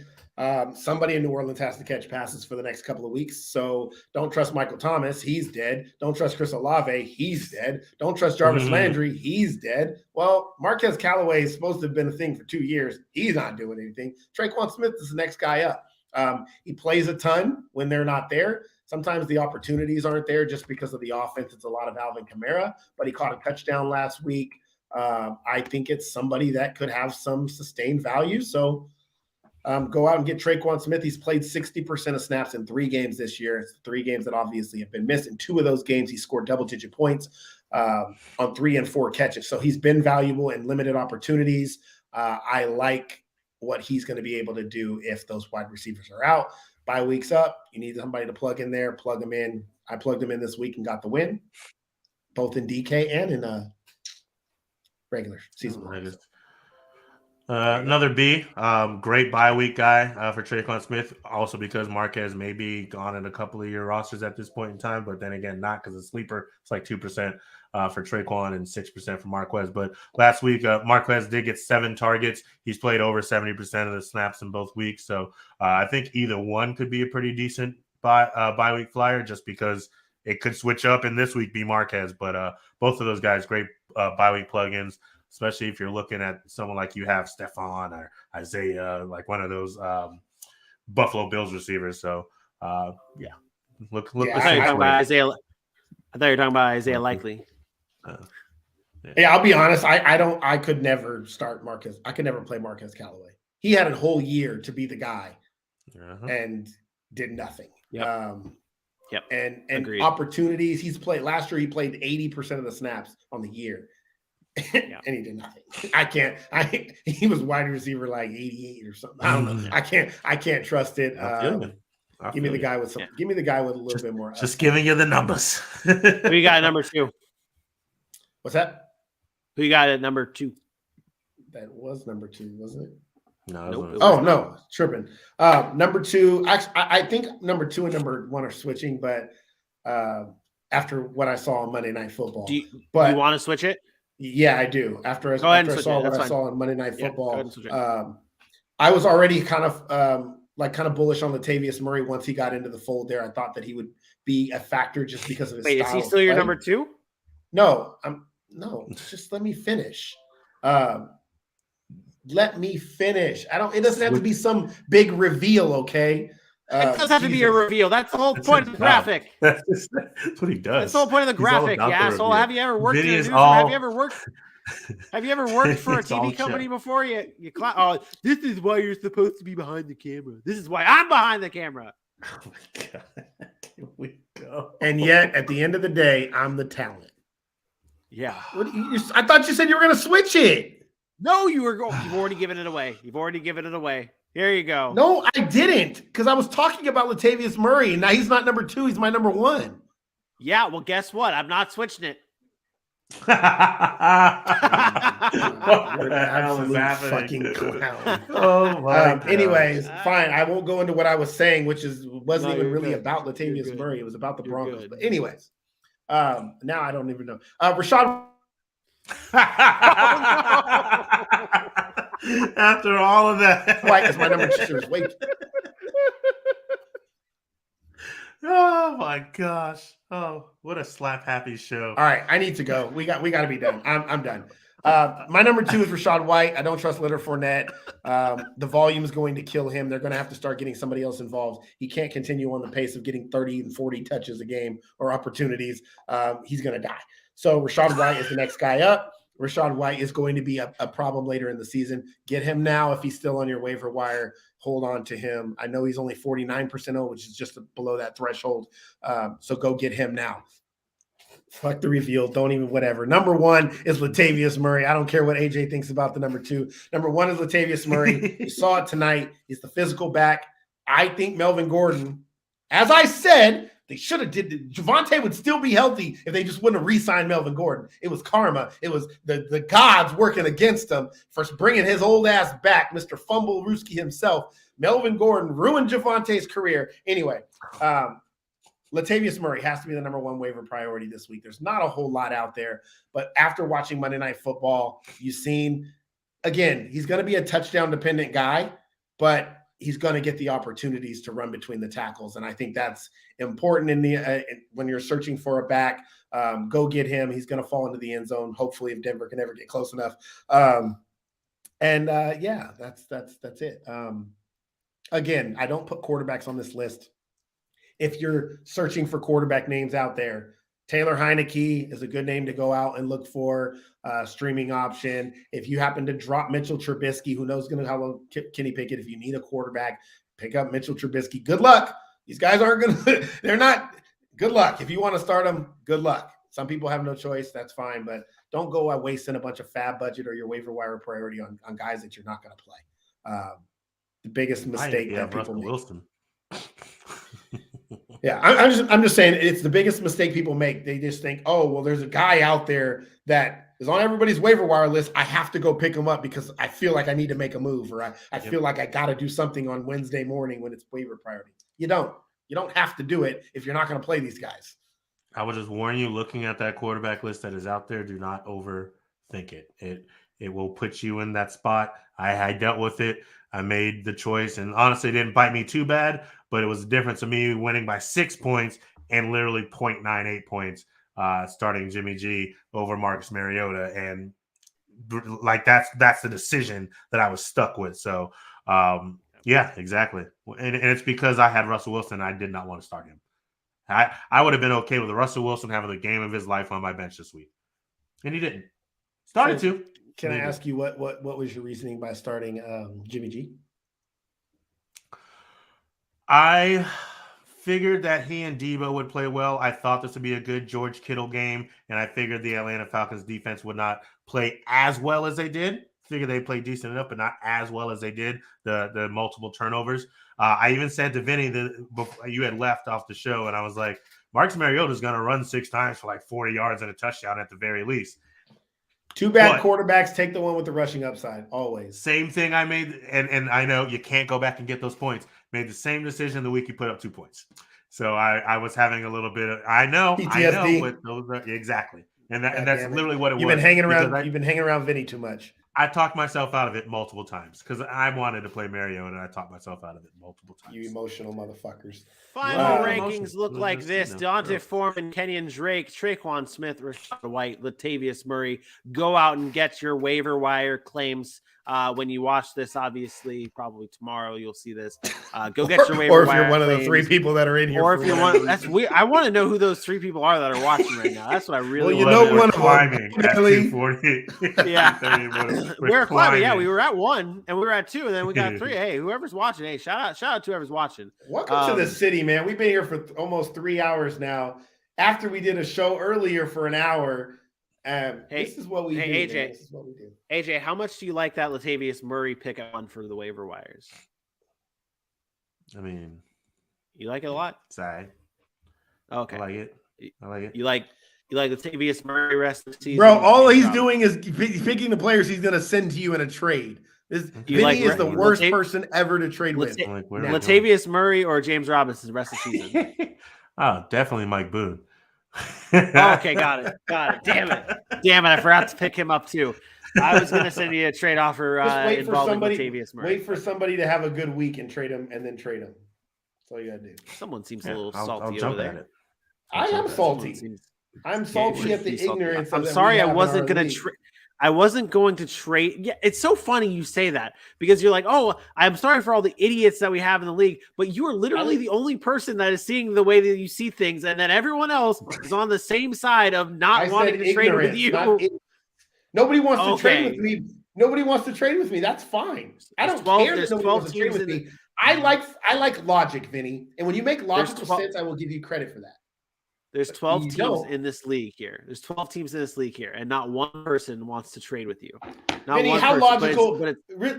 I'm sorry. You made one trade with Bailey for Christian fucking Kirk and Chase Edmonds for CeeDee Lamb, Josh Jacobs, and Ken Walker. Oh yeah, that's great. Way to rape him, Vinny. And you're gonna sit here because you expect every trade to look like that now. That's the problem. I'm sorry. I'm just looking for what's best for my team. I don't give a shit about anyone else's team. Fuck about anyone else's team. Again, my point. You're making my point. So, but I'm not. But just because I don't want to trade, significantly win the deal. In this absurd league that we're in with 20 goddamn roster spots in your starting fucking lineup here, I don't want to trade a 3-for-2 player, 3 starters for 2 starters. No one has a deep bench. Who are the players? Michael Pittman, Josh Jacobs, and DJ Moore for Alvin Kamara and Garrett Wilson. And you would be getting Alvin Kamara? And Garrett Wilson, yeah. I told you that I would give you reverse it. I will give you 3 starters right now for an elite player right now. That's fine. We can I will gladly discuss that. You but won't, I told you I was not going to do a 3-for-2 trade because in this league we're in, I don't like it's a numbers game. How many people on your bench are you starting? How many people on my bench? Like, how many people on your bench are startable each week? He doesn't have a bench. No one has a bench. No one That's has not a true. bench. So I believe I have a bench. I like my bench. Let's take a look at Aaron's bench here. Let's take a look. He at loves bench. names. That's his. He's just looking Kenny for Pickett, a name. Kenny Pickett, Andy Dalton, your quarterback fucking clown show that you have going on your team right now. Kenyon Drake, that's a good one. Tyrion Davis-Price, not startable. KJ Osborne, yeah, maybe you can throw him in a deep league flex. And then Nico Collins and Wan'Dale Robinson. I like both of those two. I'm not sure. What are you asking? What are you trying to? What are you proving? What are you trying to do? That nobody has a this bench? league, there's not a lot of great depth on anyone's team. So who cares? Do you play? Let me ask you this question. Do you play That was for AJ's the question. depth? That was AJ's question to me. That was AJ's question to me is do you not have that many startable players on your bench? Not many people do have startable players on their bench. So then why does it matter if you lose one player if you're getting an elite player that substitutes? I'm losing 3 players for you're 2 losing players. One player. See, okay, you know what's funny? He says I'm losing 3 players, but he sat here and clowned DJ Moore the fucking entire show, and now all of a sudden he's a player and he matters. But you see Michael Pittman and Josh Jacobs matter. Those are 2 players that have been performing well. Okay. I didn't say they weren't performing well. Well, and Michael Garrett Pittman Wilson hadn't been performing and then well. Garrett Wilson has not been playing well since Zach Wilson has come back. So this is my point, Vinny. You pick and choose when the player's value changes as to when they're playing well. Because 3 weeks ago, Garrett Wilson AJ, if you're my team, bad. if you were me, would you have accepted that trade? I mean, the Alvin Kamara part of it's enough for me. Like, I don't think that's a bad trade. I didn't say it was bad. bad trade. And I know it's not bad, and I know it, and I'm not saying that you had to accept that trade, but you came off as like, oh, I would never do that. I would not offering rape to you like you did to Bailey. I would not do a 3-for-2 trade in this league. That is unless I'm getting an extreme amount of value in it, but one player does not mean extreme amount of value. So even he threw in just some trash player at the bottom of his bench and it was 3-3 and you're getting Alvin Kamara out of it? Like I said, value here. DJ Moore and Garrett Wilson are here right now. They're both on the same level. If anything, DJ Moore's the number 1 wide receiver on his offense. So who knows? You're proving my point by saying what you're saying. So the deal really ends up being Alvin Kamara for Michael Pittman and Josh Jacobs. That's really what the deal is. Yeah, correct. That's what you're trying to say. Correct. And you came across as saying that was a bad trade. That is not a bad trade. Did I ever say it was a bad trade? Yes. You went crazy. You were talking shit to me because, why would I do that? Why would I do that? Well, you're getting the best player in the deal. If I recall on Sunday, I asked you, were you serious about that offer? That's all I asked you. Why would I send it if I wasn't fucking serious? I don't know. Maybe you were trying to clown me for the way I trade. I'm trying to clown you because you are only willing to trade right now if you are absolutely raping the person that you're trading with. And to me, not accurate. That's not. You and I have made trades before. Vinny, you and I have made trades before. I said right now, and the fact of the matter is, you told me this. This is why you wanted Ken Walker in the Bailey deal. Because you weren't willing to do it without Ken Walker. And the fact that he threw in Ken Walker made that deal so lopsided, it was ridiculous. That, again, I'm not looking out for when did that trade happen? Was that before this week? No, that was after week. That was when Christian Kirk had went off and Chase Edmonds had did whatever. Am I wrong for selling high? It's my point. This is all started because of my point that you're acquiring players that are conducive to what you view them as. So DJ Moore's value is bad, but yet you're still trying to sell me he has value. And you're saying he's bad. Shame on me for trying to trade for players I view high on and not high on. No, it's not that. No. It's not your view. It's not what you really feel about them. That's the problem. Because you tell me how you feel about them, and then you change your value when it comes to trading. DJ Moore, you sit here and talk shit all day about. But if I go to trade, well, he has value. He has value. No, you can't. You can't have it both ways. I mean, but you're trying to trade me a shitty player for another shitty player. So both. What are you talking about? I'm trying to sell you Alvin Kamara.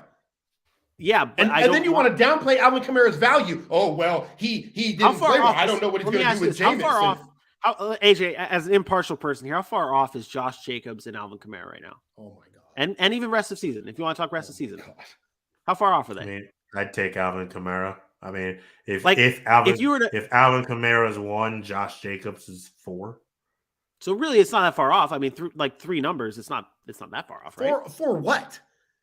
Like if you're, that's why that's actually what I was looking at here. Alvin Kamara is a season top 5 running back. Right. Josh Jacobs. No, what I see what you are saying. I was giving him numbers he would understand me talking about. Yeah, he's not though. He thinks you're saying if Alvin Kamara's RB1, Josh Jacobs RB4. That's not the way it fucking works. Well, no, that's what I'm asking here. How far off are they? How far off? Alvin Kamara's a top 5 running back.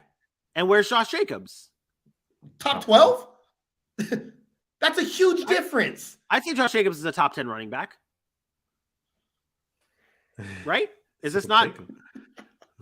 Is Josh Jacobs not a top 10 running back? I mean, do you want the actual numbers? Well, no, because the actual numbers will prove Aaron wrong. Listen, but this is what's so funny, Vinny.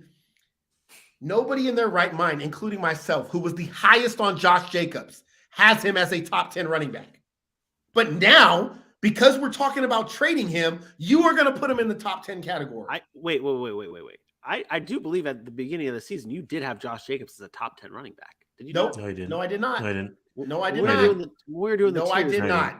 No, I did not. We had him at the same as he's going to fall the same. I said place he always will be. I said he'll be 12 to 13, 14. That's what he is. He's always been that. Never been a top. He's been a top 10 guy one time, and he was 8, and that was his best year. And I said that, but that's not what he is. He's a top 12, 13 back. Right now, he's having an amazing year. The last 4 weeks have been great. He's the number 7 or 8 running back right now. But you want to sell him as that, and I get that. I want to sell him as a top 10 running back, which has been. But in 4 weeks, when he's not doing that, you're still going to try to sell him as that top 10 running back. I'll be emotional and heartbroken, and I'll be on the show crying and saying you're right. But you'll still try to sell him as a top 10 running back because you will point the 4 weeks that he was good. Yes, I won't be trying to sell him at all. You do the same thing now with DJ Moore. You told me he's a wide receiver too. Well, look at the week he had 14, and then he had 12. But I think he's a wide receiver too. I think DJ Moore, and there goes my wife. She's probably had to pee for a little bit. She's like, go to sleep. She's like, why are you still? She's working. She's working right now. On this fucking fantasy talk now about his shitty ass trade. So we working through this shit. Hey, that's fine with me. I only want consistency. That's it. I don't care if you deal with me or not. I don't like having conversations where in one conversation the player sucks, he's not good, his value's nothing. But then it comes to trading for that player, and all of a sudden it's he's a wide receiver 2 or he's an RB2. Consistently, DJ Moore is a wide receiver 3. He's a flex play. But you're not going to sell him as that. Josh Jacobs. You give me what? James Robinson for Josh Jacobs. Wait, why are we doing that? That's not even a thing. Because you like James Robinson. You want him on your team. No, but I do. But I don't want him for. But I don't want James Robinson. We just talked about how I don't think James Robinson's going to be that great rest of season. You're wrong though. He's going to be fantastic. I mean, James Robinson's the guy. He's the lead back. Best of luck, sir. I should have traded you Chase Edmonds when I had the chance for James Robinson, but you wouldn't have done that deal anyway, so it doesn't matter. All right, let's end the show. The show is not even on. Why are you still worried about the show? I mean, someone's going to have to download this audio file, and someone's going to have to download this video file, and I'm not that person, so it doesn't matter. I'm going to do it. So what does it fucking matter? I'm asking you a question about your fucking team. I was going to. I mean, if that's where we're at here, I mean, that's fine with me. I don't mind here. We're just going to do that. I thought everyone was eating the chips. Oh my gosh. Fucking guy, dude. I swear. Nailed it. Well done. I can't stand you. All right. Well,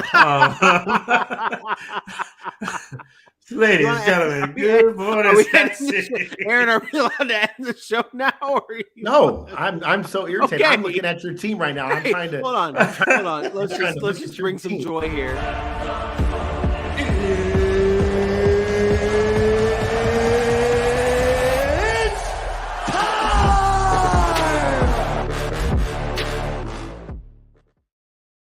Yeah, He's we still lost two bobbing more his head, though. subscribers. He's still bobbing his Yeah, head. to that shit. because now I'm looking at both you guys' teams. I'm gonna make a trade live on this motherfucker right now. I'm delusional. Okay. It's 3:00 and I don't give a fuck. We're dealing right now. We're dealing. Oh, he froze. Slowly Look at trading it. bench Look at players. look at his Eminem ass frozen. Look at it. I don't know what to send because I don't know who to send for because all your players you're in love with and or has some Why miraculous don't, value. see, that's the thing. You already have that like perception, like we can't talk like adults. Because you say the same thing every time. Just keep it simple. Just say, hey, okay, like I'm gonna look over your team and we're gonna talk about this like adults here, like two people. Like that's how we're gonna do. That's how we're gonna do it. You have all these stipulations. I don't do 3 for 2. I don't have any. Hey, forget about the stipulations here. I'm coming at this with a clean slate. You come at this with a clean slate. I'll come at this with a clean slate. All right, clean slate. Clean slate. We just had the beat drop. You know, I'll play some. Hold on. I'll play some Feeding the Ducks here, and we'll get this. We'll get the mood right to make a deal. Let's make a deal. You and me making a trade. Let's make a trade. I'm gonna have it made. All right, I'll give you. I got a trade for you. I'll give you Zeke and Devontae Smith for Joe Mixon, DJ Moore, and Michael Gallup. I don't.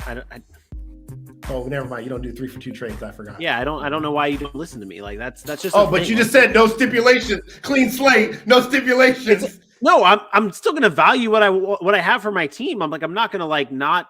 So let me go ask back you on my values. Like, what, wait, hold on. so- Let me ask you. Hold on. Let me actually ask you a question. What was the answer you wanted to hear from me?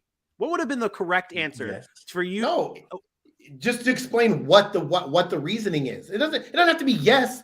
Okay. Why is that a bad deal? Let me ask you another question. It's not a bad deal. I didn't say it was a bad deal. So then, I never said it was a bad deal. But let me ask you. Okay, I'll throw in Wan'Dale Robinson. Before I throw in KJ Osborne. What's the answer you want to hear from me? As in what, like the reasoning? What reason are you looking for? Because this is what doesn't make sense, Vinny. Just because you take 3 players on your team and move them to my team, and 2 players go to your team, you have other players to play. Also, I don't like the players that I have to fill those in for. Hence why I wanted Kenneth Walker from Bailey, because I didn't like the way my depth was on this team. If you don't like the players on your roster, why are they on your roster? Where am I going to put them? The waiver wire, dumbass. No, but they're still valuable players. I'm not going to just get rid of them. Oh my God. This is what is so frustrating. How can you tell me they're valuable if you won't put them in your lineup? But the thing is who I value my players. I do. I can eventually start Nyheim Hines. I've started Nyheim Hines. I have Latavius Murray because I was smart enough to get him on waivers. And then I do like my team, but like I don't like the fact that I like. The thing is also I'm 6-1 right now. I don't have that many problems with my team. Then okay. So like I don't want to say you don't want to trade, Vinny. Don't say then. Just say you don't want to trade. That would be stupid of me not to consider trade. I'm like, no team is perfect. God, do you realize how he's a NASCAR driver, bro? He's a NASCAR driver, bro. It's kind of like when Sherm came to us about the Stephon Diggs trade.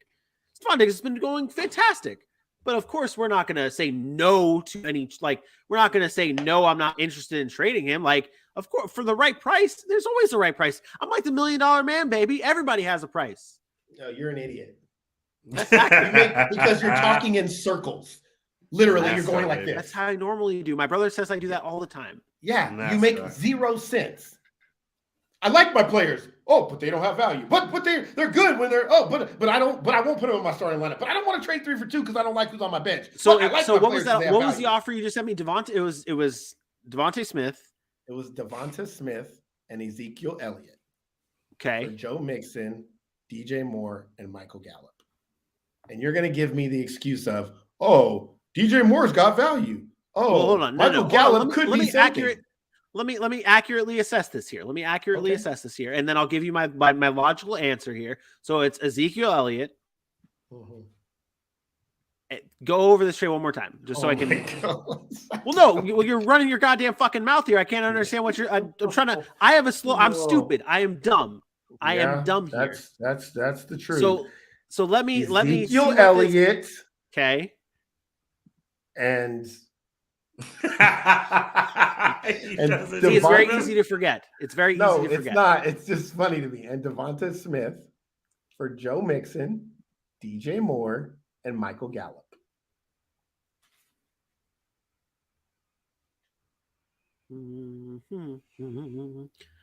DJ Moore and Michael Gallup.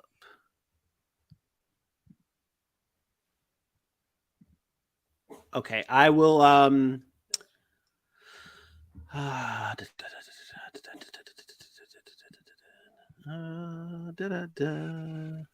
Yeah, you don't know what to do because you don't know how you want to value these players. I'm accurately.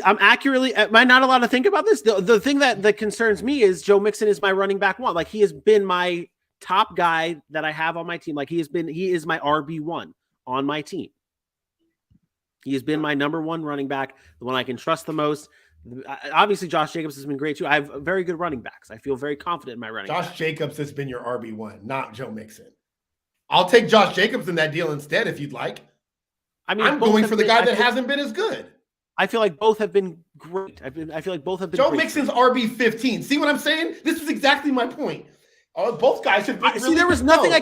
nothing I could say here. You know what? No, Vinny, because you're talking in circles. You can't say that Joe Mixon's your RB1 when Josh Jacobs has been your RB1. I'm just going to end this right here. For the sake of time and argument, no, we're not going to make a trade. We're never going to make. This is my point. You have no logic. I have no logic. I have no. That's fine. That's fine. Whatever. You don't even realize what you just did. That's fine. That's fine. I am okay with keeping my team intact here. Okay, I'm okay with keeping my team intact. Oh my God, you're so wild. That was. You literally sat there. Joe Mixon's been my RB1, which was a lie. He hasn't. You literally talked yourself into believing that. Him and Josh Jacobs have both. They haven't been great. Joe Mixon has. See, this is the point. You keep saying he's been great. He hasn't been great. What is about Joe Mixon? Well, you're giving none of the players you're giving me in return have been great either. Devontae Smith is wide receiver 15. Joe Mixon is as running back 15. Okay. Is that not a fair trade? And where's Joe Mixon been finishing for running backs? Joe Mixon is running back 15. Devontae Smith is wide receiver 15. Okay, where's Ezekiel Elliott at? RB 30. I traded you for the wide receiver 52 and the wide receiver 94, Michael Gallup and DJ Moore.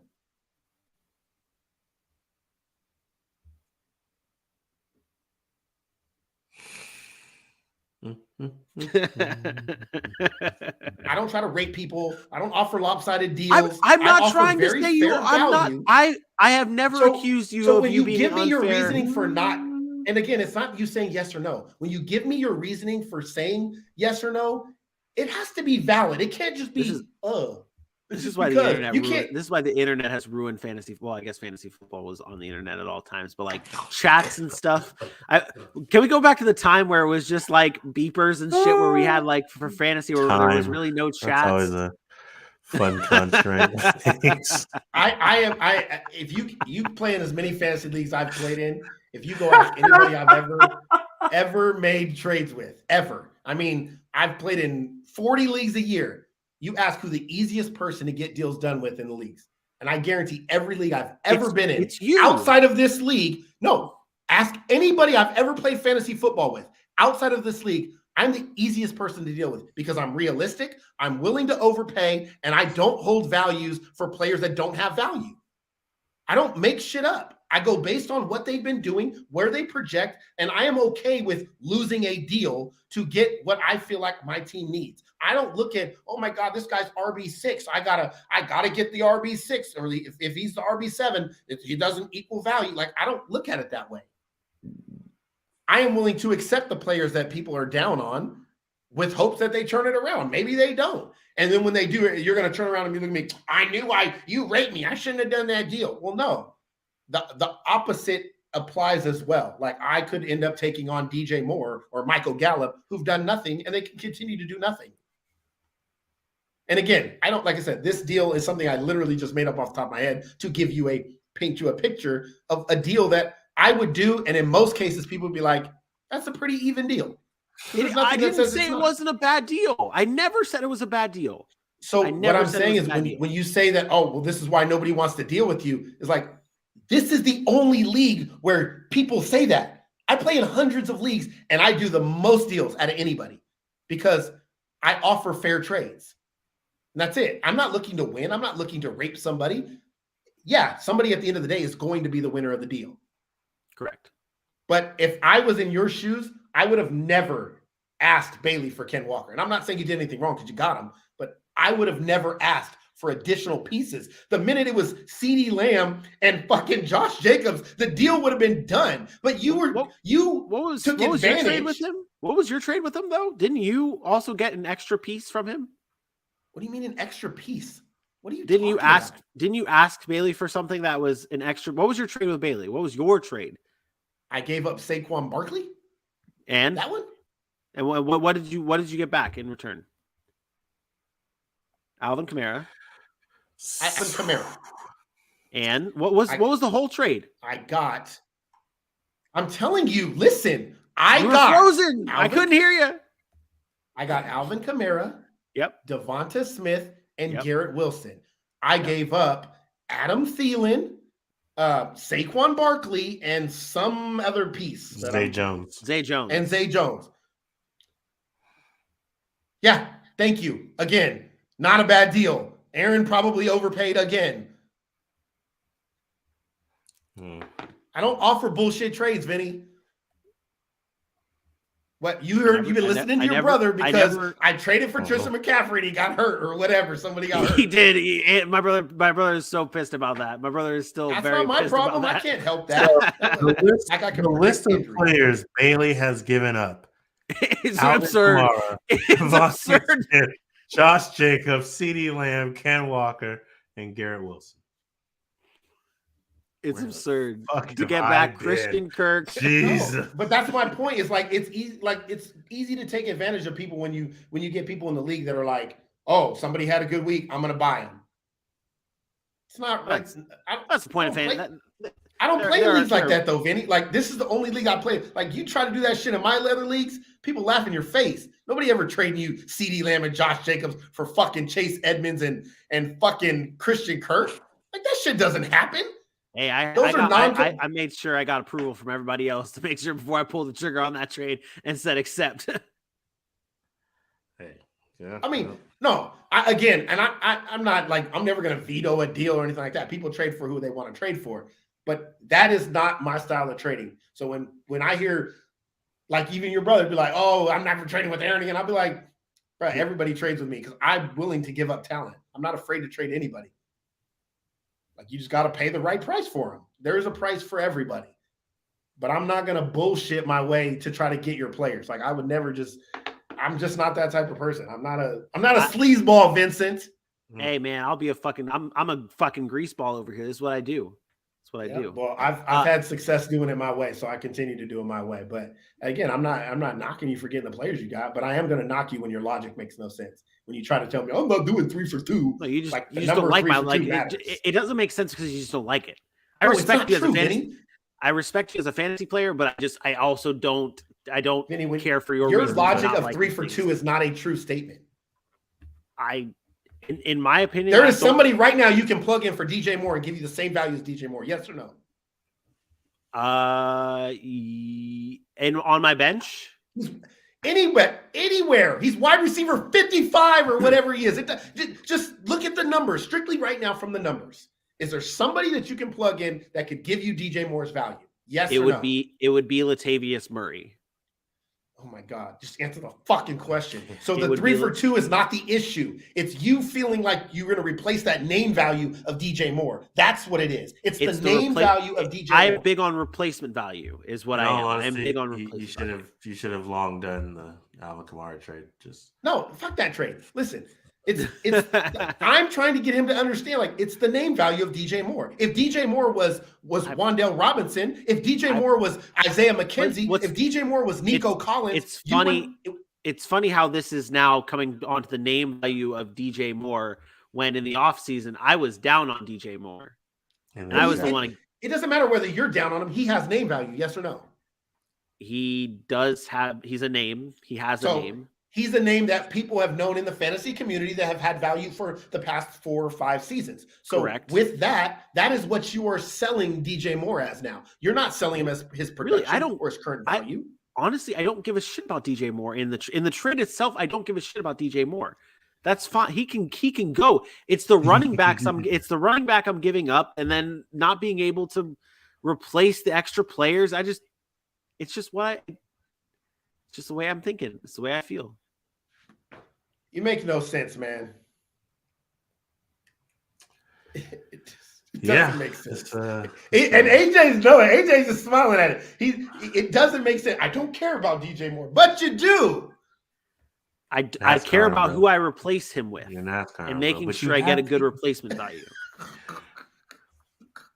You've already mentioned this is one of the deepest leagues and the deepest rosters you have. Yes. So like the correct point of losing one player should be irrelevant because you clearly have people that you can use in that spot. And I feel like you don't want to hear those words or agree to those words. He doesn't. If I sent another player in that deal alongside of him, that's what I said. He's stuck. He would still be stuck. Well, you haven't. No. You actually have all your offers you sent to me. You did Wan'Dale Robinson in one, and you still didn't do it. He did not send one. Technically, not send. Not send. He verbally spoke it. I literally just said minutes that. ago. 5 minutes ago. He doesn't. I lost track of time. Time is linear. The earth is flat.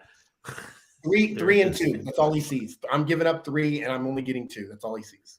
That's a big part of what I see. That is correct. That's a big part of what I see. This is my whole point to you is you never account for that replacement level value. You don't. Preach. you never account. That's okay, what you said. Again, your team is playing well. You got a good team. Nobody's knocking the fact that you got a good team. So it's fine. And that is what weighs heavily in my mind. The heaviest in my mind. Then just say like, hey man, I'm not trading because I like my team. Don't try to wiggle around and say, well, DJ Moore. I don't want to put my name off the books of trades though. I like to see what's out there. I like to keep my names out there for trades, you know. You're just wasting time. I mean, you're wasting time.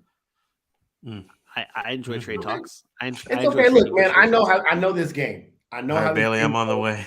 I know how this game goes. See what you got. Everybody that's 5-1 doesn't feel the need to make a move. They lose 3 straight. I did not say don't feel the need to make a move. I'm saying that's what everybody does, including myself. Yeah. You're winning. You're less likely to make moves because you don't really feel the need to. You lose 3 straight, you start fucking panicking and you feel like you need to trade. Things change once you lose. Yes, I remember last year I was 0-4 or 0-3, and then I'll just wait until you fucking start losing and then trade. I mean, I'm still. You're not trading. Shut up. You're not. Just stop saying I will trade. No, you won't. Don't trade with Bailey again, maybe. I have your offer in my thing right here for you can offer. You have still yet to send an offer, so you're not that interested in trading. No, I haven't sent an offer. Because I've sent offer, got no counter, got no discussion about what else you might want. Oh no, make it this. Like I didn't get the Bailey treatment. Just throw this player in. I didn't get none of that. Every time I try and talk to you about my trades, you're always like, "Oh, there's no logic in anything you say." Then don't talk. Just send the counter. Then don't talk. Okay. All right. That's what I wanted. Your offer to me will tell me all I need to know. Oh, and then we go from there's no logic in anything. All you want to know. I won't even respond. I'll just go, all right, bro, we're not dealing. That's all I ever say. When somebody sends a stupid deal in my inbox, I just say we're probably not dealing. We're too far apart. But I never want to hear you say my shit is not fair. And I know you didn't say it, but people in this league be like, I'm not dealing with Aaron. Fuck that shit.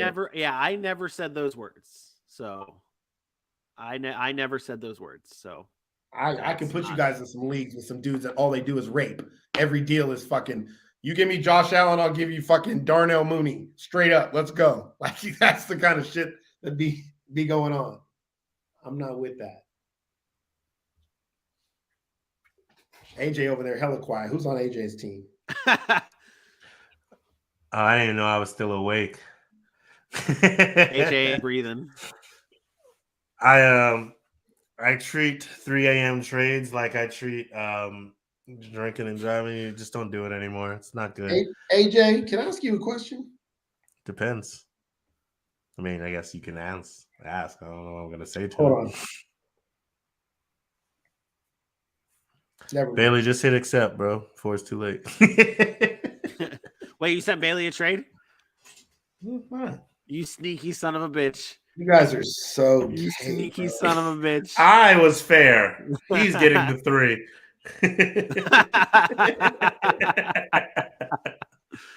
What was your question? I don't even have one anymore. I don't want to ask. I don't want to ask you now after you send it fucking deal to fucking Bailey. you guys are going at it. You I sneaky like a son of a wheel. bitch. What am I sneaky for? If we weren't on this damn camera for 30 extra minutes, y'all would never knew I sent the trade to him in the first place. We talk about Bailey and his terrible trades. You're over here sliding in saying, let me see if I can get on this Bailey trade train.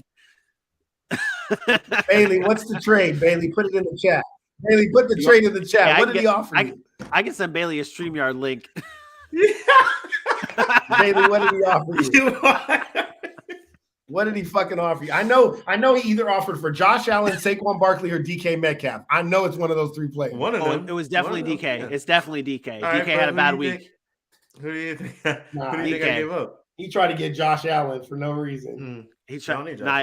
It's DK for James Robinson. James Robinson's in the trade. It's DK for James Robinson. You got Aaron Rodgers. You definitely need Josh Allen. Yeah, I was say Josh Allen. Probably. No, I got Marcus Mariota. He's the truth. I mean, I ain't talking shit about nobody's quarterbacks tonight. Sanders, yeah, that's DPJ for Barkley and Michael Carter. And Harris and Najee. You said Najee too? I said Najee too. And Miles Sanders? Yeah. That's not a bad offer. For Saquon and Michael Carter. That's not a bad offer. 3 for 2, Vinny. No, I like Bailey's end on that. It sucks to give up Saquon Barkley, but I mean, you're getting two RB2s. I would keep Saquon, but that's not a bad offer. No, yeah, I mean, that's it's something to definitely think about. You don't just go, "Let me even try." You know, I just don't like Najee Harris. I know, but see, I think for you, it's more personal with merit for you. Do you trust Miles Sanders rest of the season? Like, and this is not. I don't mean to be an asshole question. Like, this is a serious Miles Sanders question. Like, we saw his productivity last year, and this season, it's like he's obviously doing well. So, do you trust that to continue? Funny story. We talked about this guy today, and he's definitely on the downside. Melvin Gordon, in one of his first early years, didn't score a touchdown at all. And I drafted him pretty high. Next year, I drafted him pretty high because I'm like, that's very unlikely to happen. If I'm not mistaken, he went on to score 10 touchdowns that season. I don't know that Miles Sanders is going to do that, but so far, 6 weeks in, Miles Sanders has not only been an important part of that offense, he's actually played pretty well. So I like Miles Sanders, but I also have him on like 3 or 4 other teams. I'm okay to keep Miles Sanders, but I'd love to do something different. Yeah. Miles Sanders just needs to stay healthy, and I like that. Yeah. I don't think he's top 10, maybe like top 15, but he's going to have some really good weeks. Going to have some really good weeks for you. Yeah. And Najee's getting the volume, especially, when Kenny gets back in and, they want to let him do some things, but, Najee's going to run. Najee's going to get the passes, and that's what it is. That's what I'm higher on Miles Sanders than I am Najee. I think Najee's an low RB2 for the rest of the season, but that's me. Like I said, that deal's not terrible, but I told you, Vinny, I will take the stud, the elite player. I'll trade 3 players on my team right now for a stud. Like the replacement value I can find. Let me ask you this. Is there a trade with you involving DJ Moore that doesn't involve me giving up one of my top, like in Joe Mixon, Dameon Pierce, or Josh Jacobs attached to that? What are you looking for? I'm just asking. I would trade for DJ Moore, but I'm not giving up Zeke for DJ Moore. I'm not asking for Zeke for DJ Moore. What I'm saying, I'm just saying for you not to act, like I don't feel comfortable getting rid of one of those 3 running backs. Like I have 3 of those 3 running backs: Joe Mixon, Josh Jacobs, and Dameon Pierce are my I'm the high out of everyone on my team other than Lamar and Mark Andrews. Like Lamar and Mark Andrews, obviously they do their thing, but like those 3 are hard to get rid of. That's fine. Like if you're just trying to move DJ Moore, will I take DJ Moore? Correct. Yeah, but again, what are you asking for in return? I don't know. Well, I don't know. I mean, because my team is very top heavy, so you're gonna get somebody that is not offering you very much either. Like that's really what it boils down to. Yeah. Like because I'm not trading you Christian McCaffrey. I'm not trading you. No. Yeah, no. I like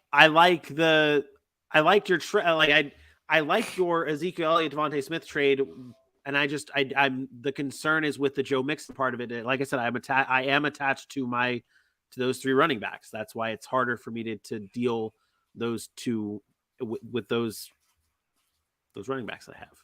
That's where I'm at.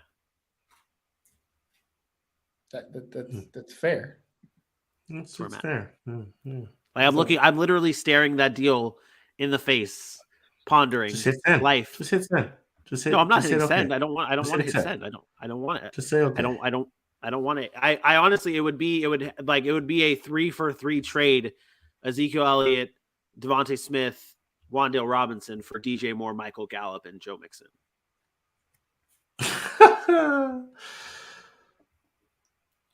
Najee, Miles Sanders, and I'm not giving up both Brown my Eagles, buddy.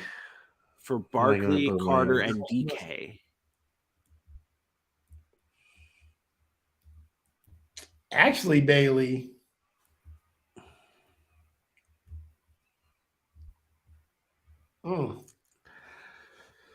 That's a good counter, Bailey. I like that. It's a good counter. It like I said, it gives you something to think about. But I'll come back at you. I don't know if I want to do that. I think why are there 4 people watching this? Yeah, because now we're talking real life trades on waiver wire day. This could affect a bunch of people who are making some decisions. And also our headline is Monday Night Football recap. Yeah, you're gonna have to go back 3.5 hours. Honestly, I like that counter from Bailey, but I think I would accept that if I was AJ. Yeah, I know I would, but I told you I would always take the elite side. I think DK and AJ Brown are very similar. That's what I was going to say. I think DK and AJ Brown are very similar.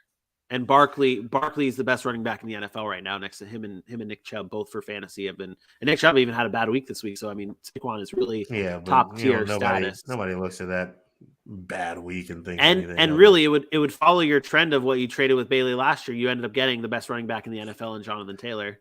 He ended up getting the best. We would follow trends of now you going back and forth. I'm going to make this statement, Vinny. Saquon is not the best running back in fantasy. Christian McCaffrey is the best running back in fantasy. I'll let you know. Christian McCaffrey started slow through 3 weeks, and people. Yeah, no, that's fair. That's fair. I forget he's on the field sometimes. He's already up to RB3, and he started at RB30. He's really good at football. He's really good at football. Yeah, man. I don't know. Like I said, man, I do AJ for a living. AJ, would you do that? Talk me through this. This is what I do. I love getting hard. Talk me through this. Joe Mixon. What do you think of Joe Mixon rest of the season? What do you think of Joe Mixon the rest of the season? I hate my life. That's what I think. I think it's 3:00 in the morning. I'm ready for bed, and I don't know. I don't know anything about life. Nothing is in what Aaron says logical. And what's he giving you back? In that Joe Mixon trade, you get Zeke, Devontae Smith, and Wan'Dale Robinson. For DJ Moore, Joe Mixon, and Michael Gallup.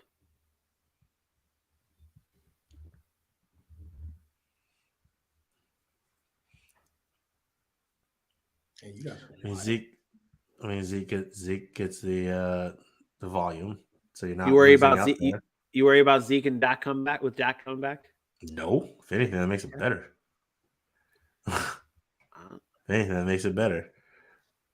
Go ahead and shoot me an offer then, Bailey. If none of these fuckers want to send a deal. Oh, you gonna keep taking advantage of the boy. Taking advantage. It was a joke. It was a joke. Relax. It was a joke. Yeah, don't joke with me about that. Pump shit. the break. I'm a very outstanding citizen. Can't joke. No jokes. We don't do jokes around here. No jokes. No jokes We allowed. don't do jokes around here. I take my fantasy name very seriously. Respect. No funny business. No funny business. funny. A to J Mukes does not deal with any funny business. Trust me, I've been in these leagues. I've been in these fucking teams, and I've been like getting ready to send deals, and I'm like, I'm not gonna send a deal. Nobody's gonna fucking deal. Everybody's Hey Bailey, you want to do DJ Moore for DK Metcalf?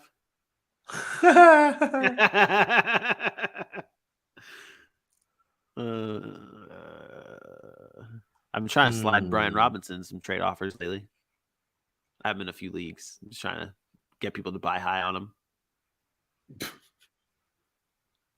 Hey, it's a business. It's dog eat dog world out there, kid. Brian Robinson's a touchdown dependent RB. That is correct. Can't fuck with that. RB 49 on an offense that's trash. That's correct. That's accurate. I mean, if he was on a good offense and not in a timeshare, then we could talk. But yeah.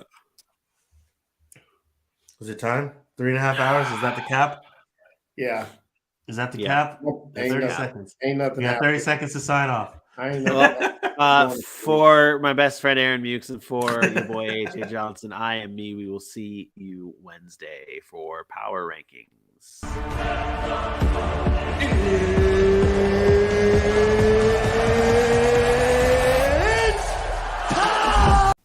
And now for your sleeper of the week.